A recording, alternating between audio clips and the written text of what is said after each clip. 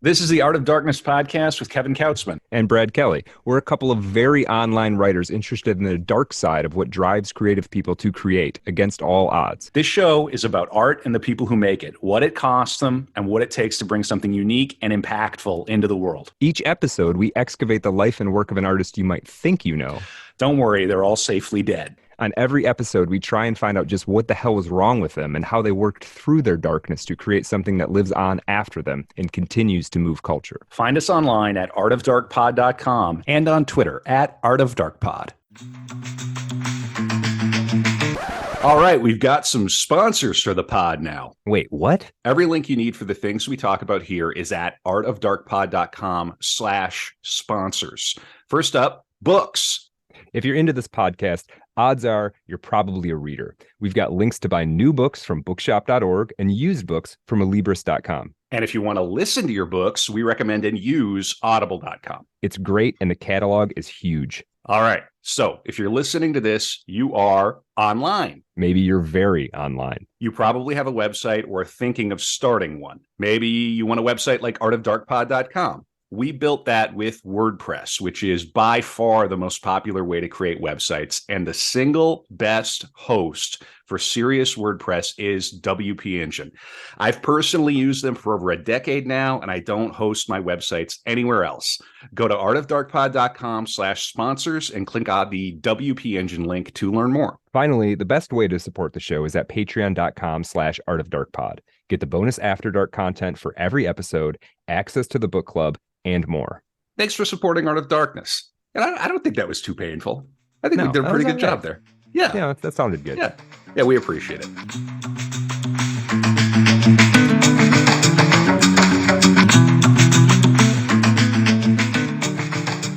Our generation, Wallace began, is lucky enough to have been born into an artistic climate as stormy and exciting as anything since Ezra Pound and Company turned the world before last on its head. The American generation born after, say, 1955 is the first for whom television is something to be lived with, not just looked at. Our parents regard the set rather as the flapper did the automobile, a curiosity turned treat turned seduction. For us, their children, TV is as much a part of reality as Toyotas and gridlock. We quite literally cannot imagine life without it. There was and this is not him speaking, this is the DT Max. There was more than a bit of self-reference in this point. If anyone couldn't imagine life without TV, it was Wallace. So that's the internet now for us. Yes. Yeah, exactly. Mm-hmm. Yeah. And I think this is key for him to say it. This is the generation, late boomers into Gen X. This is where television became. It's not just a neat thing on TV. It's not like, oh, well, we could watch the game. Oh, the presidential debates will be on that television. It's a black hole in your living room that will suck you into it. Right. Yeah. They wanted their MTV. Mm-hmm. And they got it a lot. Yeah. Oh yeah. Yeah. Oh, we all got it. Oh yeah, I did too, man. I don't Mm-hmm. exempt myself from that. I grew up as a TV addict for sure. Nothing else to do. In Arizona. Oh, sorry. He's in Urbana. He's like living with his parents, and there's this notion of like, I mean, he's 26 now. He can't now, right? That's no bueno. And his relationship with his mother at this time is strained, right? We'd had this very like grammar Nazi kind of mother, well-intentioned, but he was starting to riffle, and he lived on his own in a bunch of places and been to Yaddo. He's right. Sleeping with the editor of Playboy. Yeah, now he's like back in back to your childhood twin size bed. Yeah. So he decides like, hey, the best time I ever had was in Arizona. Why don't I move back to Arizona? So he goes out there. It's couch surfing a bit. He works in a bakery for a little while.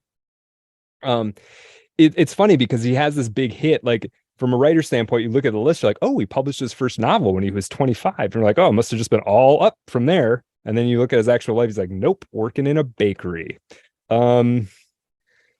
He claims, interestingly, at this point, this is the first time he claims to be a sex addict. And I can't tell if he really is a sex addict or if he just said that to excuse some bad behavior for this girl he was dating. Like, why did you cheat on me? Well, I'm a sex addict. You see, I can't help myself. Right. Right. And these things, this is where you get into like this thing about like, a lot of people really don't like David Foster Wallace as a person. And like that article I talked to you about, that's more about the sexual allegation stuff. There are other articles you can read. You can read an article called "Why Insufferable People Like Infinite Jest," right? In a fairly major magazine. This article appears. I think it's in Paste magazine. There's a lot of people who have a lot of harsh negative feelings about him, but I think there is this interesting case of like, okay, he has mental illness for sure, right? If you believe that mental illness is a thing, David Foster Wallace has some flavor of it.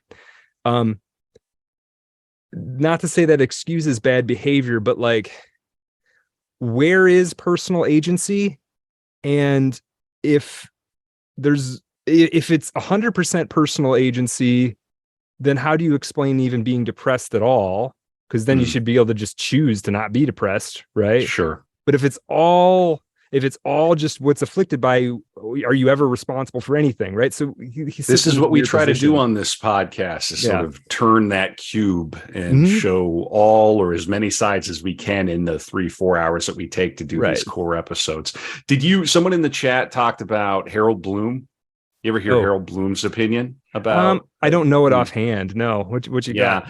He was not a fan. And the quote was, and of course, Harold Bloom, the great scholar of literature at Yale, he said of DFW, he had no discernible talent. So how do you really feel? Bloom? Right. I imagine this would have been later around the Infinite Jest. Probably. He wouldn't have been on Bloom. He wouldn't have been on Bloom's radar until then. The work is divisive, and then the life is also divisive. Troubling. Yeah. I balk at the. I'm okay if a person doesn't like Infinite Jest or they think it's a failed project. I think that's a reasonable opinion to have. I balk at the he's untalented thing, where it's just like, I mean, he's more talented than almost anybody who says that. Right. So what is talent exactly? Because so I don't know. Talent and I like what they do is not the same thing. True. Fair enough. Anyway, I want to read this bit about his drug addiction. Or his drugs relationship. I don't want to say addiction, because I think the only drug he was really addicted to was alcohol and marijuana. This is from, again, although of course you end up becoming yourself. Dave Lipsky asks him, so which recreational chemicals have you tried? Wallace says, quote, I did some acid in high school. I did a lot of it for about 6 months, and then I never felt like I was the same again after that. It messed with me. I would encourage those of your readers not yet at puberty to stay away from stuff until you're at least at least until your first wet dream. Just don't do stuff. I don't think children were meant to. Did a fair amount of psilocybin in college, but I would do it over vacations. I didn't do anything when the semester was going. Smoked a reasonable amount of dope, particularly in college and grad school, and drank a lot. Okay, so he's in Arizona, as we've said. He's back in Arizona. Depression. And remember what we said about atypical depression, about it sort of being spurred onward by social rejection. Well, if that's your mode, if that's your trigger, it doesn't help when you're constantly screwing up, right? And this is the mode he's sort of in now. He's sort of spiraling. One thing leads to the next. It's okay. What's the name of the bird? He's going up his own ass. Yeah, the clangbird. Yeah, exactly. Exactly. And around this time, okay, imagine what has happened. You wrote a novel. It was pretty good. But you were young, didn't knock it out of the park. You got your MFA, you went to Yaddo. Some people think you're hot stuff. You were in some magazines. Then you get a novel, and then things didn't go well. You end up working at a bakery and sleeping on somebody's couch in Arizona. But you're still young, right? It's not over. Then you get a novel from Jonathan Franzen, a guy about your age, and it knocks your socks off. totally impressed. Wallace is totally impressed by this novel. And then when it comes out, Wallace has been asked to write a blurb. When it comes out, Wallace sees that they didn't even put his blurb on it. So it's like, what novel was this? I think it was his first novel, something about Pittsburgh. I can't remember the name of it off the top of my head. I'll look it up. You keep doing your thing. Yeah. So his depression's getting pretty bad now. The 27th City, is that the one? I think it's. I don't think it's that. It might be. It would have come out in the late 80s. Yeah, no worries. I'm looking. Yeah. I'll find it. It might be the 27th City. If that's what came out in the late 80s, that could be it. Yeah. Let me see if I can find the bibliography. We want to get it right. Yeah. Agreed. Yeah, the 27th City, that could be 1988. Yep. Yeah. That's it. Mm-hmm. Okay. Yeah, so good novel. Jonathan Franzen, very strong writer. Another writer who I think there are people who they don't like his work that much, but again, I think it's one of these you can't really deny that there's talent going on for sure. I think he's a great writer. I know it became sort of standard to kind of shrug at him a bit. The overplayed there for a bit. Yeah. But when they put you on Time magazine, it's like it's a double-edged sword, man. It's like it's good, but it's also like like the corrections is a masterpiece, I think. Freedom is pretty good too. Freedom's good. Freedom is good. Mm-hmm. Agreed. Yeah. So this stuff's kind of happening, and he makes a kind of a decision. He's going to try and pull himself out of this spiral, drinking and mooching and blah blah blah. Right? He's going to try and pull himself out of this spiral.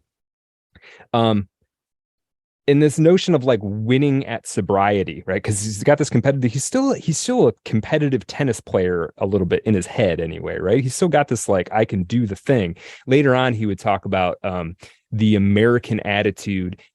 That somehow I am going to fix this through making a radical change, right? He talks about that as being a very American perspective, an American thing to do.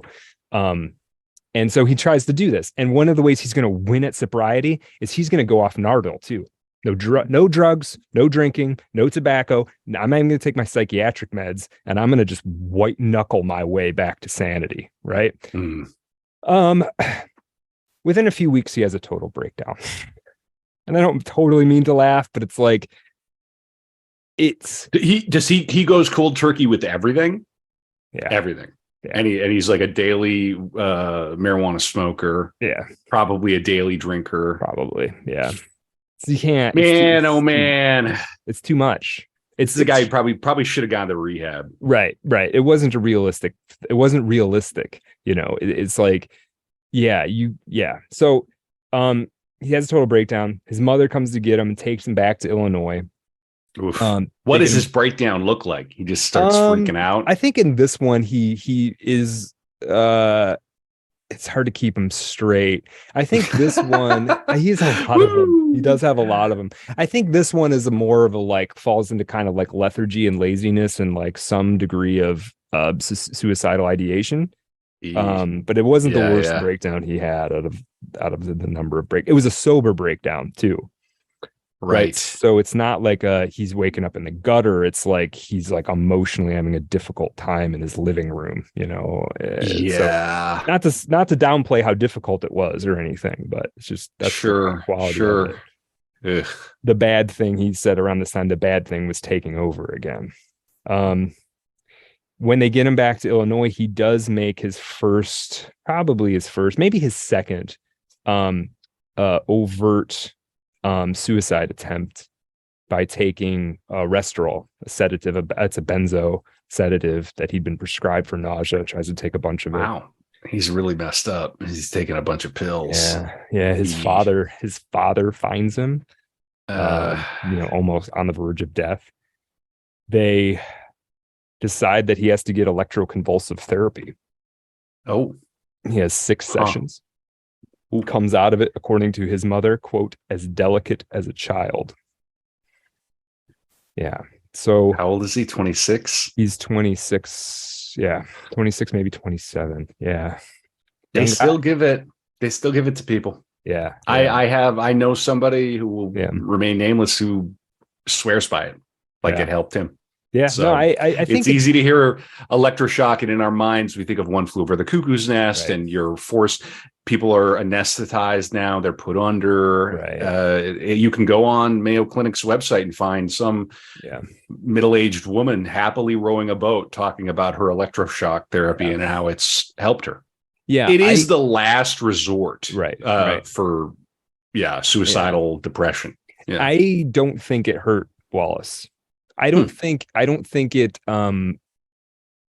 it obviously it didn't, like, it wasn't the cure all and it didn't solve the problem entirely, but like I think it was neutral to positive for him, is what it seems like to me based on somebody in the chat disagrees. He says electroconvulsive therapy killed DFW. So I don't know. Okay, could be. Okay. There is another later session of it. So we'll talk about that. This one seems to have been, I mean, this is pre-Infinite Jest, all of that. He would live another 15 years from here more. 20. Almost 20. Yeah. Okay. 20 years. Yeah. Yep. Okay. So let's see. What does he do next? Okay. So 1989, The Girl with the Curious Hair finally does come out. Bits and pieces have come out of it. There've been some editing.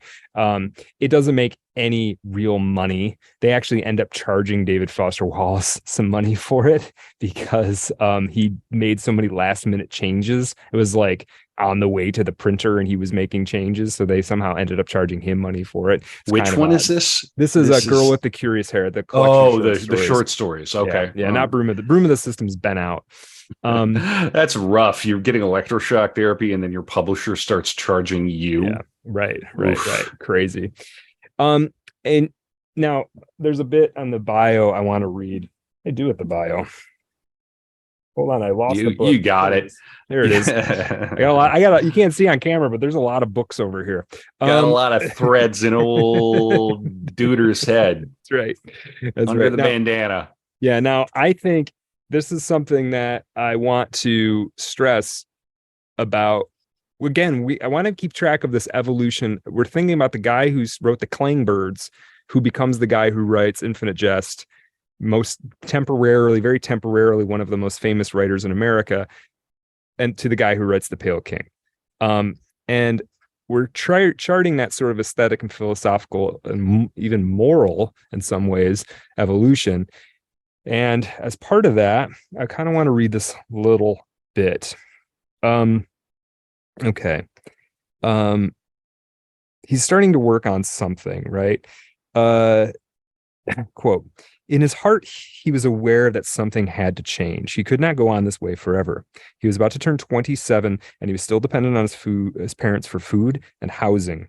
His encounters with the mental health system had cost his insurance company a lot of money, and when the insurance ran out, his family had to foot the bill, filling Wallace with guilt. To a friend, he wrote, I quote, I figure if I ever want a mate and kids with straight teeth in command of the English language, I'm going to have to figure out a way to ensure income. The stuff I'm working on now is almost incoherent, and it could be at least 2 years before it was either done or any good or both. So what does he decide he's going to do? Well, so just like Bolaño, he's already written the novel, but now he decides, I'm going to write something that can sell. Is that what he does? No, not quite. Oh. Not quite. What he decides to do is, I will get a PhD in philosophy from Harvard. What? Right, that's the obvious move. So wait, he's got a published novel. He's got a published book of short stories. He's clinically depressed. Tried to kill himself once already. Once, and then probably once in adolescence. Yeah. Okay. So twice. And now he's he can just write his way into the philosophy department at Harvard. He had to apply in a normal fashion, but you have to remember. But he went to a good school. He had all these awards. He had amazing grades and awards at a good school, and he's got a book out and an MFA. He's a curious case, right? You're the Harvard admissions, and you're like, this could be interesting having young David Wallace in our program, right? Yeah. Yeah. Huh. Yeah. Okay. So now before he goes. Well, he ships off in April of 1989 to Harvard, and he doesn't have to go into the fall, so he has this sort of summer, and the idea is maybe he'll write a bit. He moves in, he and his buddy Mark Costello, who's living in Boston, they move in together. It's an old friend from Amherst. Mark Costello is now a lawyer. And David Foster Wallace gets some nonfiction work. He's working on a review of David Markson's novel with Wittgenstein's Mistress, which I strongly recommend if people haven't read it. Part of this falls right in with Wallace's, obsession with Wittgenstein. He's also watching a lot of television. Wallace is, with the downstairs neighbor who proclaimed himself to be at the time the #1 David Foster Wallace fan in the world. And eventually they would get into a fist fight, Wallace and the #1 fan, over the literary merits of Wittgenstein's Mistress. Wallace was, though, apparently writing quite a lot at this time, 25,000 words a day. And Kevin, this is like his time before the MFA. When you have this period where you have a thing locked in the near future, there's a certain kind of focus you can have, or a certain kind of peace you can have, because you don't have any of the responsibilities of the thing yet, but you also don't have any of the uncertainty of not having a thing. It's kind of a sweet spot. Very productive time between getting into the MFA program and getting there. I wrote 1.5 plays, both of which received productions, various bits and yeah, you're right. That's very curious, because you're like, well, I've proven myself. I've gotten into this thing. I'm going to show up with some stuff under the belt. Yeah. And even if your money is a little low, it's like, I'm not going to get a part-time job. I got this thing. We're going right into the thing that's going to be fine. So I'll get there and I'll just make it time. So he did that. Also during this time is when he writes with Mark Costello this book signifying rap and race in the urban present, which is a sort of I didn't even really read any of it, but basically partially what he's doing in this is arguing that the self-awareness of rap music makes it an exemplar postmodern art form, which I kind of agree with, actually. But he's actually having a lot of fun during this time too, which we don't always see David Foster Wallace having a lot of fun. He invites his lifelong agent, Bonnie Nadel, to come visit. I'm going to read this little bit from the bio. Boston is fun, he wrote her. We'll have laughs, listen to rap and James Brown.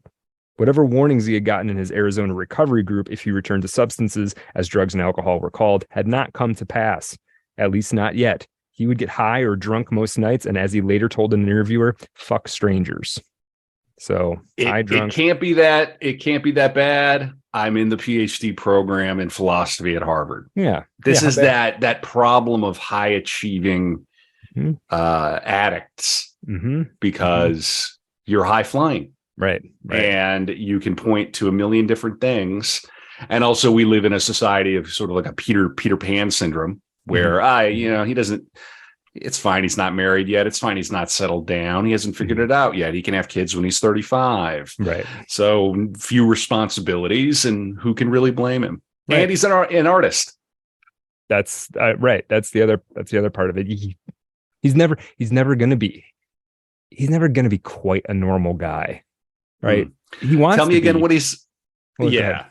Well, tell me again what. Well, he's clearly somebody who has a barometer. He knows where north is. That impression you did at the beginning, and then some of the reading. He knows where north is. He just knows that he's not. His compass will never point directly north. Right. However much he tries to talk his way there. Yeah. What's he doing every night right now? Oh, he's getting high, drinking, and fucking strangers. Yeah. I mean, at a point in your life, squad goals. I mean, let's be real.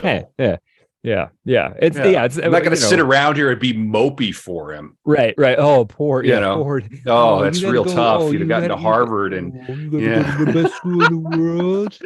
Right. Yeah, and sleep with strangers and get high, get wasted. Right. Sounds like a pretty good time. Yeah, and he's also, remember too, he's back living with his best friend in like a roommate situation. It's like perfect for him, who's out at work all day and then just comes home at night and they hang out. He does at one point, he goes to Yaddo again, but pretty much the whole time he's there, he just smokes weed and screws around with this female conceptual artist that he lives. On the way home, he stays with some friends in Troy, New York. And actually, this is kind of scary. He almost dies in his sleep when he pukes up a bottle of Glenlivet that he drank and then passed out. Ooh. The bio quotes is quote says around this time, his work had no center, and so neither did he. And I think there's some truth to that. He didn't know what he was doing creatively. And the Harvard thing was a sort of Hail Mary on his sanity, that by the time it was up in the air, he was sort of like, yeah, I don't know why I threw that. Like it was not a good idea. So he gets there and he realizes it's a bad decision right away. To him, his roommate or his classmates seem sheltered and a little overly academic, sort of like, yeah. I mean, have you spent any time in a philosophy department? No, I have it's not, no. Staggering. Right, yeah. right. I mean, and the kind of it takes to get into PhD program at a school like that, right, is in any case. Yeah, I mean, hundreds of people apply and they took 6 students, including him. Oh yeah, for sure. Yeah, it's right. It's crazy. I want to read. So he's very quickly he drops out. I think he lasts there a matter of a couple of weeks or a couple months. And here's something he said about failing at life at 27. Quote, this is Wallace. It feels like as though the entire every axiom of your life turned out to be false, and there was actually nothing, and you were nothing, and it was all delusion, and that you were better than everyone else because you saw that it was a delusion, and yet you were worse because you could not function. That's him basically describing his life at that moment. It was not long after this is actually a big moment. Late October 1989, he's having a really hard time, and he wants to like become hospitalized or leave or something, but he's afraid with the pressure of it's not clear how this exactly works. Later on, he says that he told people he was going to kill himself or hurt himself because he knew if he did that, it would trigger a certain set of protocols within Harvard that would allow him to eventually come back. But if he just quit, like, I can't do it, and quit, then that's a different scenario, right? Who knows? Whatever the case, he ends up in McLean Hospital. Kevin, do you know anything about McLean Hospital? Sounds a little bit like Mr. Clean. Mr. Clean. Yeah. Is it from the Mr. Clean family of Boston? Yeah. Right. We're the Cleans of Boston. Oh no, it's the McLeans. No, I don't know. Yeah. We could do an episode on McLean Hospital, actually. It's the McLean treated Anne Sexton, Robert Lowell, the mathematician John Nash from A Beautiful Mind, Sylvia Plath, James Taylor, Ray Charles, and many other people. He's in McLean for 4 weeks, comes out, puts himself into a halfway house in Brighton, run by a woman who'd once run a NASA-funded psychology lab before having to go into rehab from herself. One of the things from the top of the building, a NASA-funded psychology lab. Well, no, she had run that. She had been running this lab and failed out and had to go into rehab, and then started her own halfway house after that. I see. Yeah. Ooh. Yeah. This is kind of a poetic moment. From the top of this halfway house, if you were like on the roof, you could just make out Harvard. Like, it was just over there. Right. He's in this halfway house in a kind of slummy neighborhood. He would get a job as a security guard at a software company. And when he couldn't get up early enough for that, he would become a front desk attendant at a health club in Watertown. Let me read a little bit about that. Page, let's see. Watertown, Massachusetts. Yeah, Watertown, Massachusetts. Living in this halfway house in Brighton, Massachusetts. Goodness. Yeah. But he went to So he went to McLean, which is a psychiatric institute Mhm. affiliated with Harvard, Yeah. and he was detoxed there. And then he Yeah. ended up, Yeah. okay. Yeah. And then he Hmm. can put himself, I think he put himself into a halfway house after that. Hmm. Basically like sober living. You got rules and you have to, Sure. yeah. Yeah. Yeah, yeah. Um, so okay, he went to work as a front desk attendant at the Mount Auburn Club, a health club in Watertown. His job was to check members in. He called himself a glorified towel boy. But one day, Michael Ryan, a poet who had received a Whiting Award, which is a big literary award, alongside him 2 years before, came to exercise. Wallace dove below the reception desk and quit that day. Right? That'd be tough. Working the desk. That's a tough one. That's a tough one. That's Walter White when one of his students shows up with a Porsche or whatever it is, or like a new Lambo. Yeah. And he's working the car wash. Yeah. Mm-hmm. Rough scene. Yeah. So now, but he's sober, right? Which is good. And he's starting to do okay physically. I think he's back on medication now at this point, I'm pretty sure. Yeah, he's back on Nardole. But he's depressed still. I mean, he's at the bottom. This is what maybe the lowest point of his life, except like the end, right? And which when we get there, it's almost surprising that happens when it does. But the whole experience, this is what's interesting. The whole experience of this is actually what's going to fuel him to sort of get out of this rut and find that creative center again, right? Because a lot of Infinite Jest is about halfway houses, AA, addiction, right? And he's now intimately familiar with the ins and outs of that world, not just for himself, but for other people too. What's it like for other people to be addicts, right? How is it similar? How is it different? How does it relate to other things? So he's learning how to turn this into fiction. So, all right, 145, look at this thing in a letter he wrote to Jonathan Franzen around this time. Starting to understand his role in fiction. Again, he's figured out westward the course of the empire takes its way, and for a while there's nothing to the west, and finally there is something. He says, fiction for me is a conversation between me and something that may not be named, God, the cosmos, the unified field, my own psychoanalytic cathexes, Rokoku, I don't know what that is. Whomever. I do not feel even the hint of an obligation to an entity called reader. Do not regard it as his favor, rather as his choice, that duly warned he has expended capital, time, retinal energy on what I've done. So he hasn't quite done it, but he's transmogrifying. He's becoming, writing is now becoming something he does that has something outside of it's just fun and makes the click happen. There's a commitment to something, right? It's not quite where it's going to land, because eventually he learns to sort of love the reader, but he's not quite there yet. Okay. Now, this is around the time where he meets Mary Carr too, this halfway house, trying to stay sober kind of thing. And we do need to talk about this. It's tough. I feel really bad for Mary Carr, the situation she was put through. She's a poet and writer from Texas. She's about 7 years older than Wallace.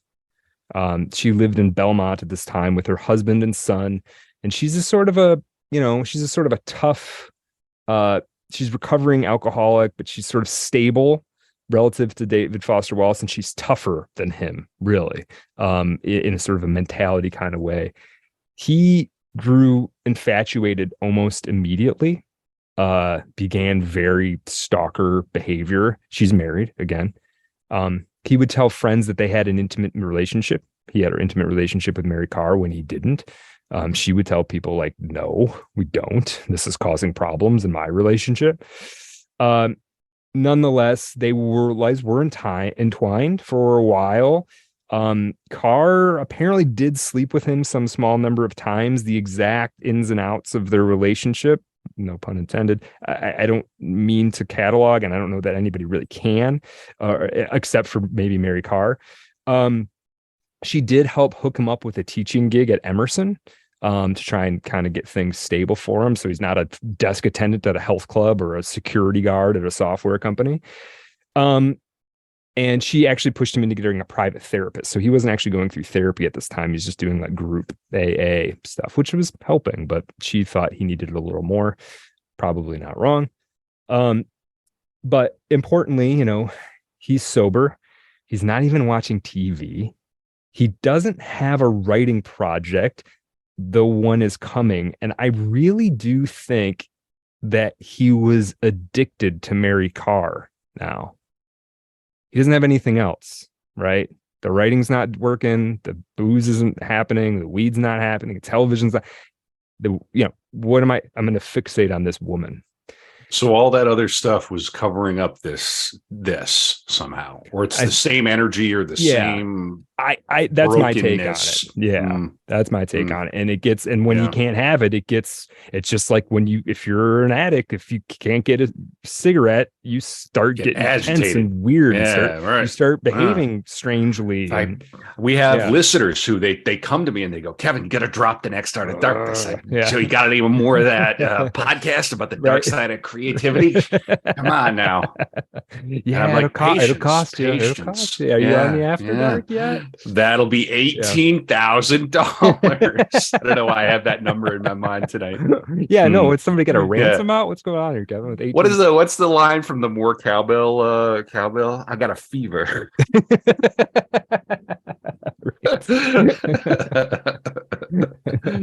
All right, go on. Okay, so there's a bunch of stuff he does. And again, I am not going to try and downplay any of the nasty stuff he did. Apparently at one point, he after she cut off contact, he went to her office and yelled out her window, demanding to get his Walkman back, which is a very Generation X thing to do.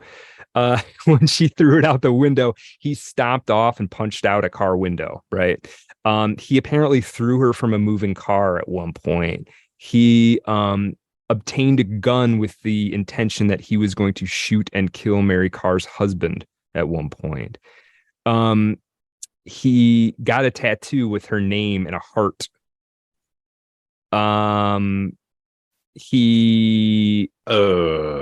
It's not good. None of it's good.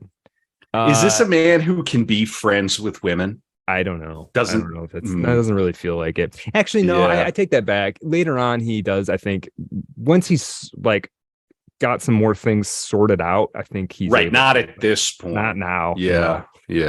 No. It's a volatile situation there because he's also an addict, and one night, one bad night. Right. He's got this gun. Yeah, it's not into the vodka. It's not great. And no. So she moves to Syracuse. This is a little convoluted, and I couldn't quite get what I thought was the real story. She moves to Syracuse, and then he moves there shortly after. And again, there are moments where they do have a relationship or something like it. It's very difficult to untangle. And I don't want to pretend that I totally understand it. All I know is he was infatuated with her, and he clearly did some things that are, impossible and not easy anyway to make amends for. Right. And reprehensible. Yeah, and absolutely. Probably criminal behavior. Definitely criminal. Messy. And, okay. Yeah. And there was a scandal about this it's funny. I read about that stuff before I read this biography. And there was a scandal about how, so little of this had shown up in DT Max's bio.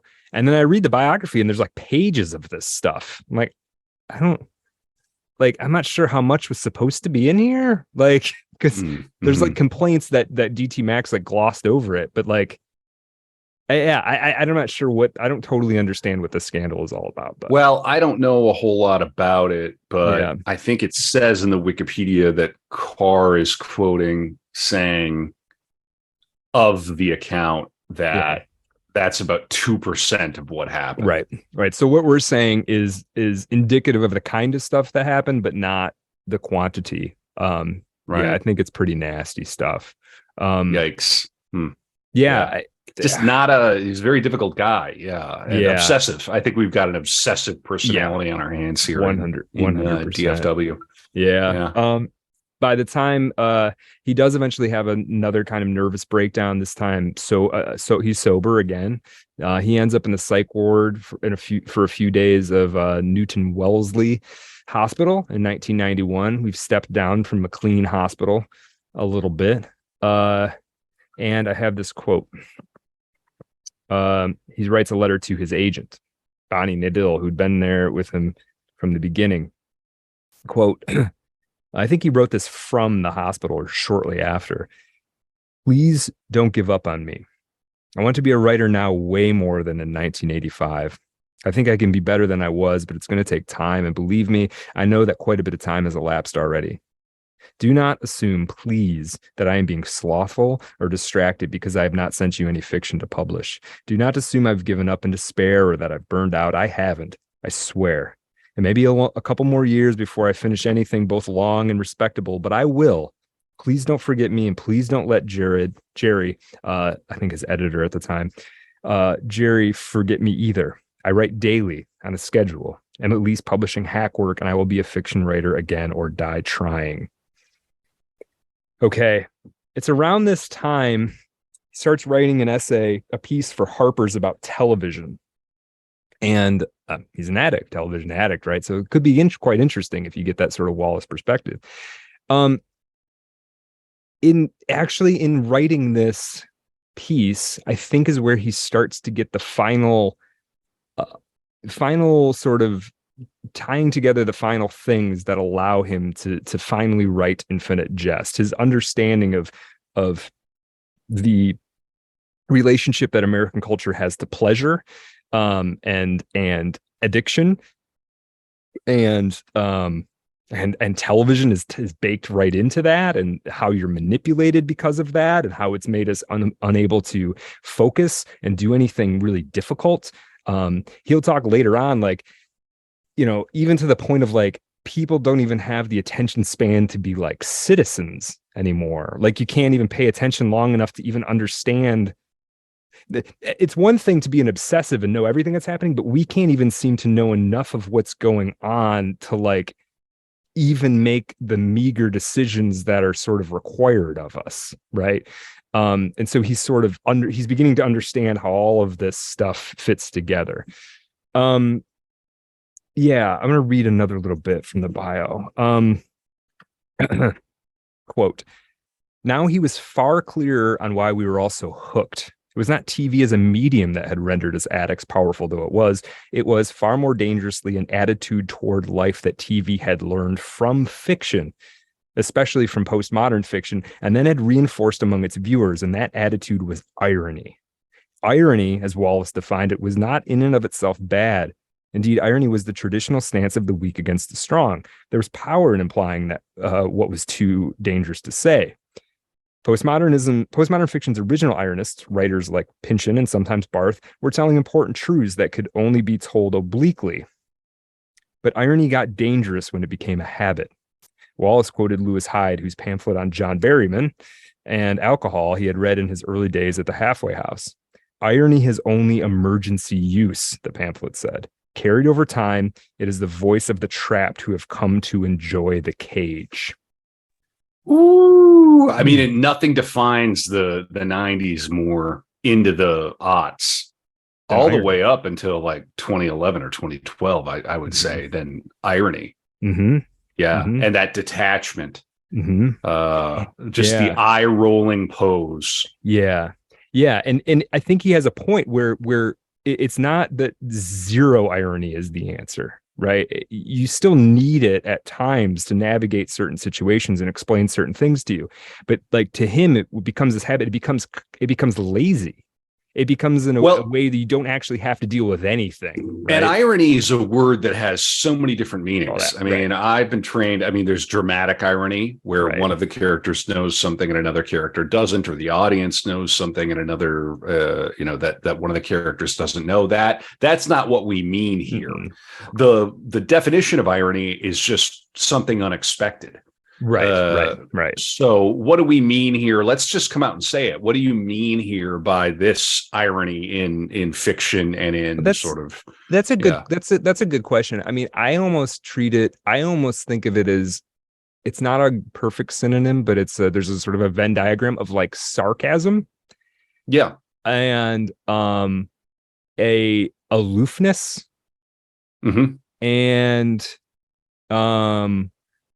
there's like a third. There's a part. meta quality to it's ironic detachment from the creation itself, which is almost always not serious because you bothered to make the thing. Right. It's like, can you believe how much time we put into this silly thing that you're watching, and we know you're watching. It's that weird, it's like a Brechtian wink at the audience, but not earnest. It's not like, not even, well, Brecht wasn't winking. Brecht was hitting you with a sledgehammer saying, look, you're watching something. This is like a little coy wink. Like, aren't we funny? We're playing with TV tropes. Right. A little bit. Yeah. So and you, I think all of us who lived through like the 90s, 2000 and into the 2000s, I think we all know it, and I think we all see the sort of the ways in which it can have a downside. And then when you play it, it is like there's an aspect of it too when this authenticity, this sort of arms race of authenticity happens. Eventually it has to spiral into like pure irony, because you kind of can't take, by having everything having to be authentic, you kind of can't take anything seriously, because the thing is, you don't want to overcommit to anything, because if someone calls you out on it, it's like then you've been boxed into a corner. You got nowhere to go, right? And so like it ends up being like, well, if I don't really give a shit about anything, then like I never quite land, and I can never really be made fun of. I can never really be ostracized, right? Yeah. This question has the chat on fire right now. I'm going to just read what they've been saying. Hard not to. I can't pay attention to that and this. You're doing a great job, and this is only because we're streaming this live as we record.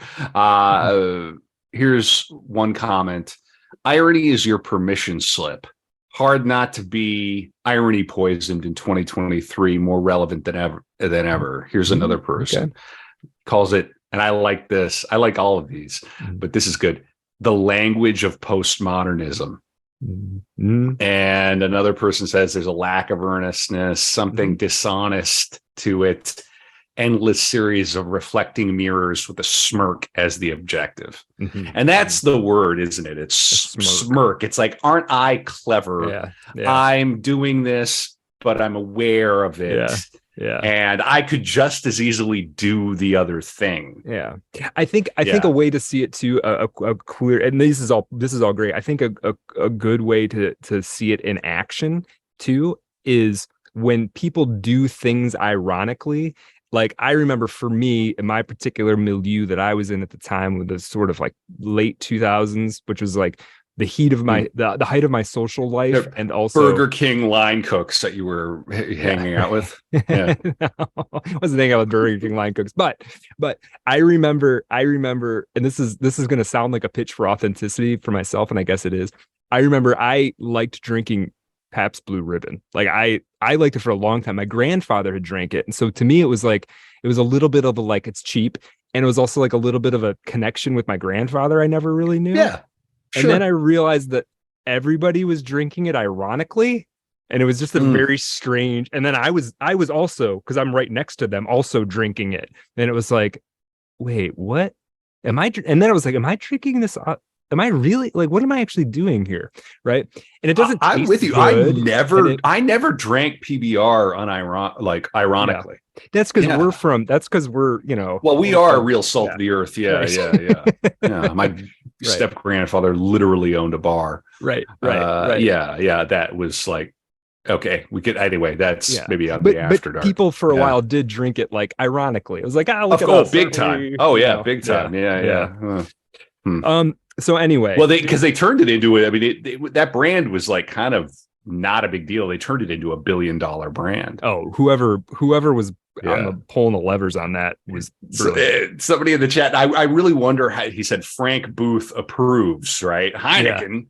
Right. that great line from Blue Velvet. I really think if that movie and that line didn't exist, I don't think that the PBR phenomenon would have quite happened. That's a good point. I really do think it goes back to that moment in Blue Velvet. At least for me, it does. Yeah, I think you're probably right. There's somebody else in the chat. Just a solid upper Midwest beer, fellas. God bless you. Well, it's true. Yeah. Right. Yeah. But it does. The PBR hits different after the Ket in Brooklyn at the loft party. Yeah. The other thing, here's where irony poison. This is like where irony poison gets another moment I can think of from It's Always Sunny in Philadelphia when it gets. This is like the pinpoint psychopathic end point of it. Remember, there's a moment in It's Always Sunny in Philadelphia when they're trying to become like actors. They're trying to get into the movie business. I don't know if you remember. I don't know how close. Yeah, I've seen every episode. Yeah. I love that show. At one point, Dennis is like Dennis is showing up, and he's basically like, yeah, just remember, I don't care about any of this. Right.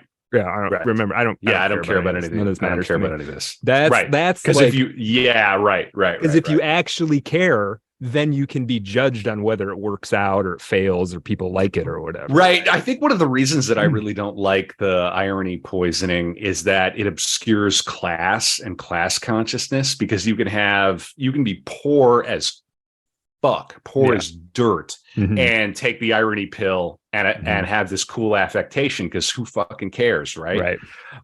You could be rich as hell and take the same pose and preserve your wealth and your status, but do it like whatever, man. I don't care. I think that's one of the reasons I dislike it. I think that people who struggle should probably be as authentic as possible. Yeah, I hadn't thought about that aspect of it. I had never thought about it either, but I think that's why I dislike the attitude. Yeah. But I hated all that grunge shit and all that stuff where you got people who went to fucking prep schools dressing like Cobain. Right. I hate all that stuff. I do. You're not fooling anybody. You really aren't. Yeah. You're not fooling me. Yeah. So believe it or not, you can choose to not believe this. Infinite Jest was an effort to try and find something on the other side of irony. I think a lot of people who are passingly familiar with the novel are maybe going to have a hard time swallowing it, but that was the project. I'm going to read a little bit about that here although of course you end up becoming yourself. Yeah. Okay. Bring it on. I am listening. Yeah. Okay. This is, again, Wallace is being interviewed. Quote, one of the things that made me think the book wouldn't get a very good reception. One of the, probably one answer is that I wanted something that had kind of the texture of what mental life was like in America right now, which meant sort of an enormous tsunami of stuff coming at you. And also, it's not entirely reader unfriendly. This, again, he's talking about Infinite Jest after the fact. Except for certain parts that are supposed to be hard in the middle. The book's divided into chunks. There are sort of obvious closures or last lines that make it pretty clear that you're supposed to go have a cigar or something and come back later. David Lipsky says short chapters too. Wallace says, yeah, especially at the beginning. A lot of them are very short. Lipsky, hard for readers at work. All day, head home, open the door. 1,000 pages is a hard thing, a big thing to come home to. Wallace said, like I said, the goal was really weird. The goal was to have something that was really pretty hard, but also sort of be good enough and fun enough to make you willing to do that. And in the course of that, teach you that you were more willing, I guess, than you thought you were. I'm talking about what the goal was. I'm not talking about what it accomplishes. Tactically, though, you're right. I mean, Michael pointed out, that's his editor, Michael Peach, pointed out, and I agree that this was basically, all about stomping on reviewers' feet, spitting in their eye, and daring them to be pissed off. Because I've reviewed before. I know how much you get paid for it. I know what kind of deadline your work. That wasn't quite the part I wanted, but it's still part of it. I can sort of explain as well. Part of what he was trying to do. Go ahead. Can I just say, I mean, we're in that era, and we all now still live in this era of just hyper awareness of what the thing is. Like, you can't just, somebody like DFW couldn't just set out to write a novel. It had to mean something beyond the meaning of what it's like to write a novel. And we still live in this world. But what's fun is that you can just shut this off. If you think you may want to be a writer, you could just write some genre fiction and have a great time and actually achieve everything Wallace did and more without flying like that bird up your own ass. Right. I like that you keep coming back to that. That's why I put that. It's a lovely metaphor. I have been that bird, and I have been the guy trying to shoot the bird with a 22. Yeah. Sometimes you just got to shoot that bird, man, and just like just get the out of your head and just like, I want to write a play. Right. Why? Right. I want to write a play. I like the theater, and I want to say something about this. Right. Do you know? I'm so glad that we're doing this, Mm-hmm. but I just think as artists, like, you can get, the New York Times has this to say, and the New Yorker has this to say, and it's so important. It's just like, just make the thing. Yeah, this is sort of where I come at the David Foster Wallace thing. It's like, that thing we talk about, like, I've used the image, and maybe it's not the best analogy, of him constantly like folding over himself, kind of like you got it, and I think the answer isn't you never do any of that folding. It's like, maybe do it a couple times. Don't do it until you disappear up your own ass, right? Maybe a couple turns as the Klangberg around is enough, right? You can have a little Klangbird as a treat, right? But don't keep going, man. We get it. But with Infinite Jest, partially the length itself was part of the project of it. He really wanted, his thinking was, if I make something that's good enough, and this isn't necessarily about the content, but we're going to talk about that in a minute. If I make something that's good enough and hard enough to get through, but it's good enough, right? Maybe we can all teach ourselves to care about doing something cognitively demanding and difficult again, right? I don't know if that's an admirable goal or not, but I think it's worth thinking about that being his intent. Like, I'm sick of all this irony. I'm sick of nobody cares about anything, and you're not allowed to like anything, and everything is what we would say now is cringe, right? And what if you actually just sat and tried to read a difficult book? And what if that book was good enough that you actually wanted to, right? So it's interesting. Kevin, what do you actually know? You said you tried to read Infinite Jest. You got a little bit through it. Do you know much? Do you remember much about like what it is? It seems to sort of be a bit of autofiction. He seems to be describing his time as an elite junior tennis player, is what I recall. Yeah, I also recall some maybe drugs and alcohol. And then also, again, a little bit of a class consciousness as I was reading, and I'm like, oh yeah, this guy's not from my world. Right. Which is probably one of the reasons I fell out. Although that doesn't always make me fall out. Right. To be clear, I'm not, and I don't want to sound like some fucking Marxist. I don't always go looking for class. In every book I read, far from it. Yeah. But there was a quality where I was just like, I don't need this right now. Yeah. It felt one thing about it too is that I think I started trying to read it while I was in Texas. And like there was something very northern about that novel. Yeah, I think that's probably fair. I can't articulate what about it is, but I think you're right. And I think after it was like I didn't read McMurtry while I was in Texas, but I ended up reading Lonesome Dove when I had moved to New York. In any case, that's what I remember about it. Yeah. I kind of struggled with in this episode how much to talk about this book itself. I mean, clearly we can't not talk about it. Trying to sort of summarize the plot is a challenge. We'll talk a little bit. We're going to talk about it somewhat, and I'm just going to keep an eye on the time. I don't want to spend an hour talking about Infinite Jest, but I don't want to spend 2 minutes. I'm going to try to find a sweet spot. We're into hour 4, Brad. I know. That's what I'm saying. You're bringing the heat. Yeah. Okay. So let me just give you a couple of the interwoven narratives that are going on in Infinite Jest. One is a fringe group of, first of all, it takes place in the near future where there is how would you describe? There's a pretty major environmental calamity has occurred somewhere like in the Midwest called the Great Concavity, and things are somewhat destabilized. In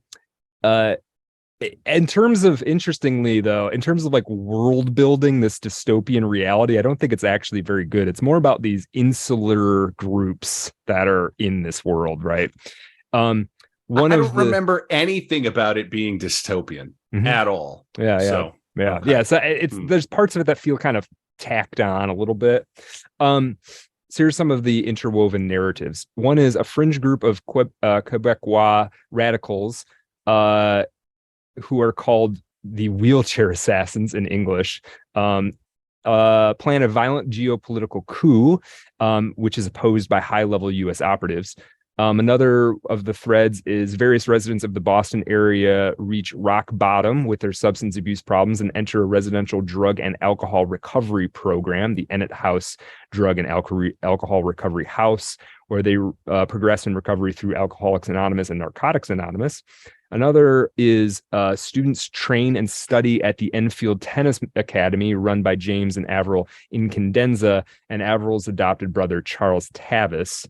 And then there's also the history of the Incandenza family unfolding, focusing on the youngest son, Hal.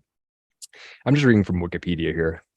These narratives are connected via a film, which is called Infinite Jest, which is also sometimes called The Entertainment or the Samizdat. The film is so entertaining that viewers lose all interest in anything other than repeatedly viewing it and thus eventually die. It was James Incandenza's final work. He completed it during a period of sobriety that was insisted upon by its lead actress, Joelle Van Dyne. The Quebecois separatists seek a replicable master copy of the work to aid in acts of terrorism against the United States. The United States Office of Unspecified Services aims to intercept the master copy to prevent mass dissemination and the destabilization of the Organization of North American Nations, or else to find or produce an anti-entertainment that can counter the film's effects.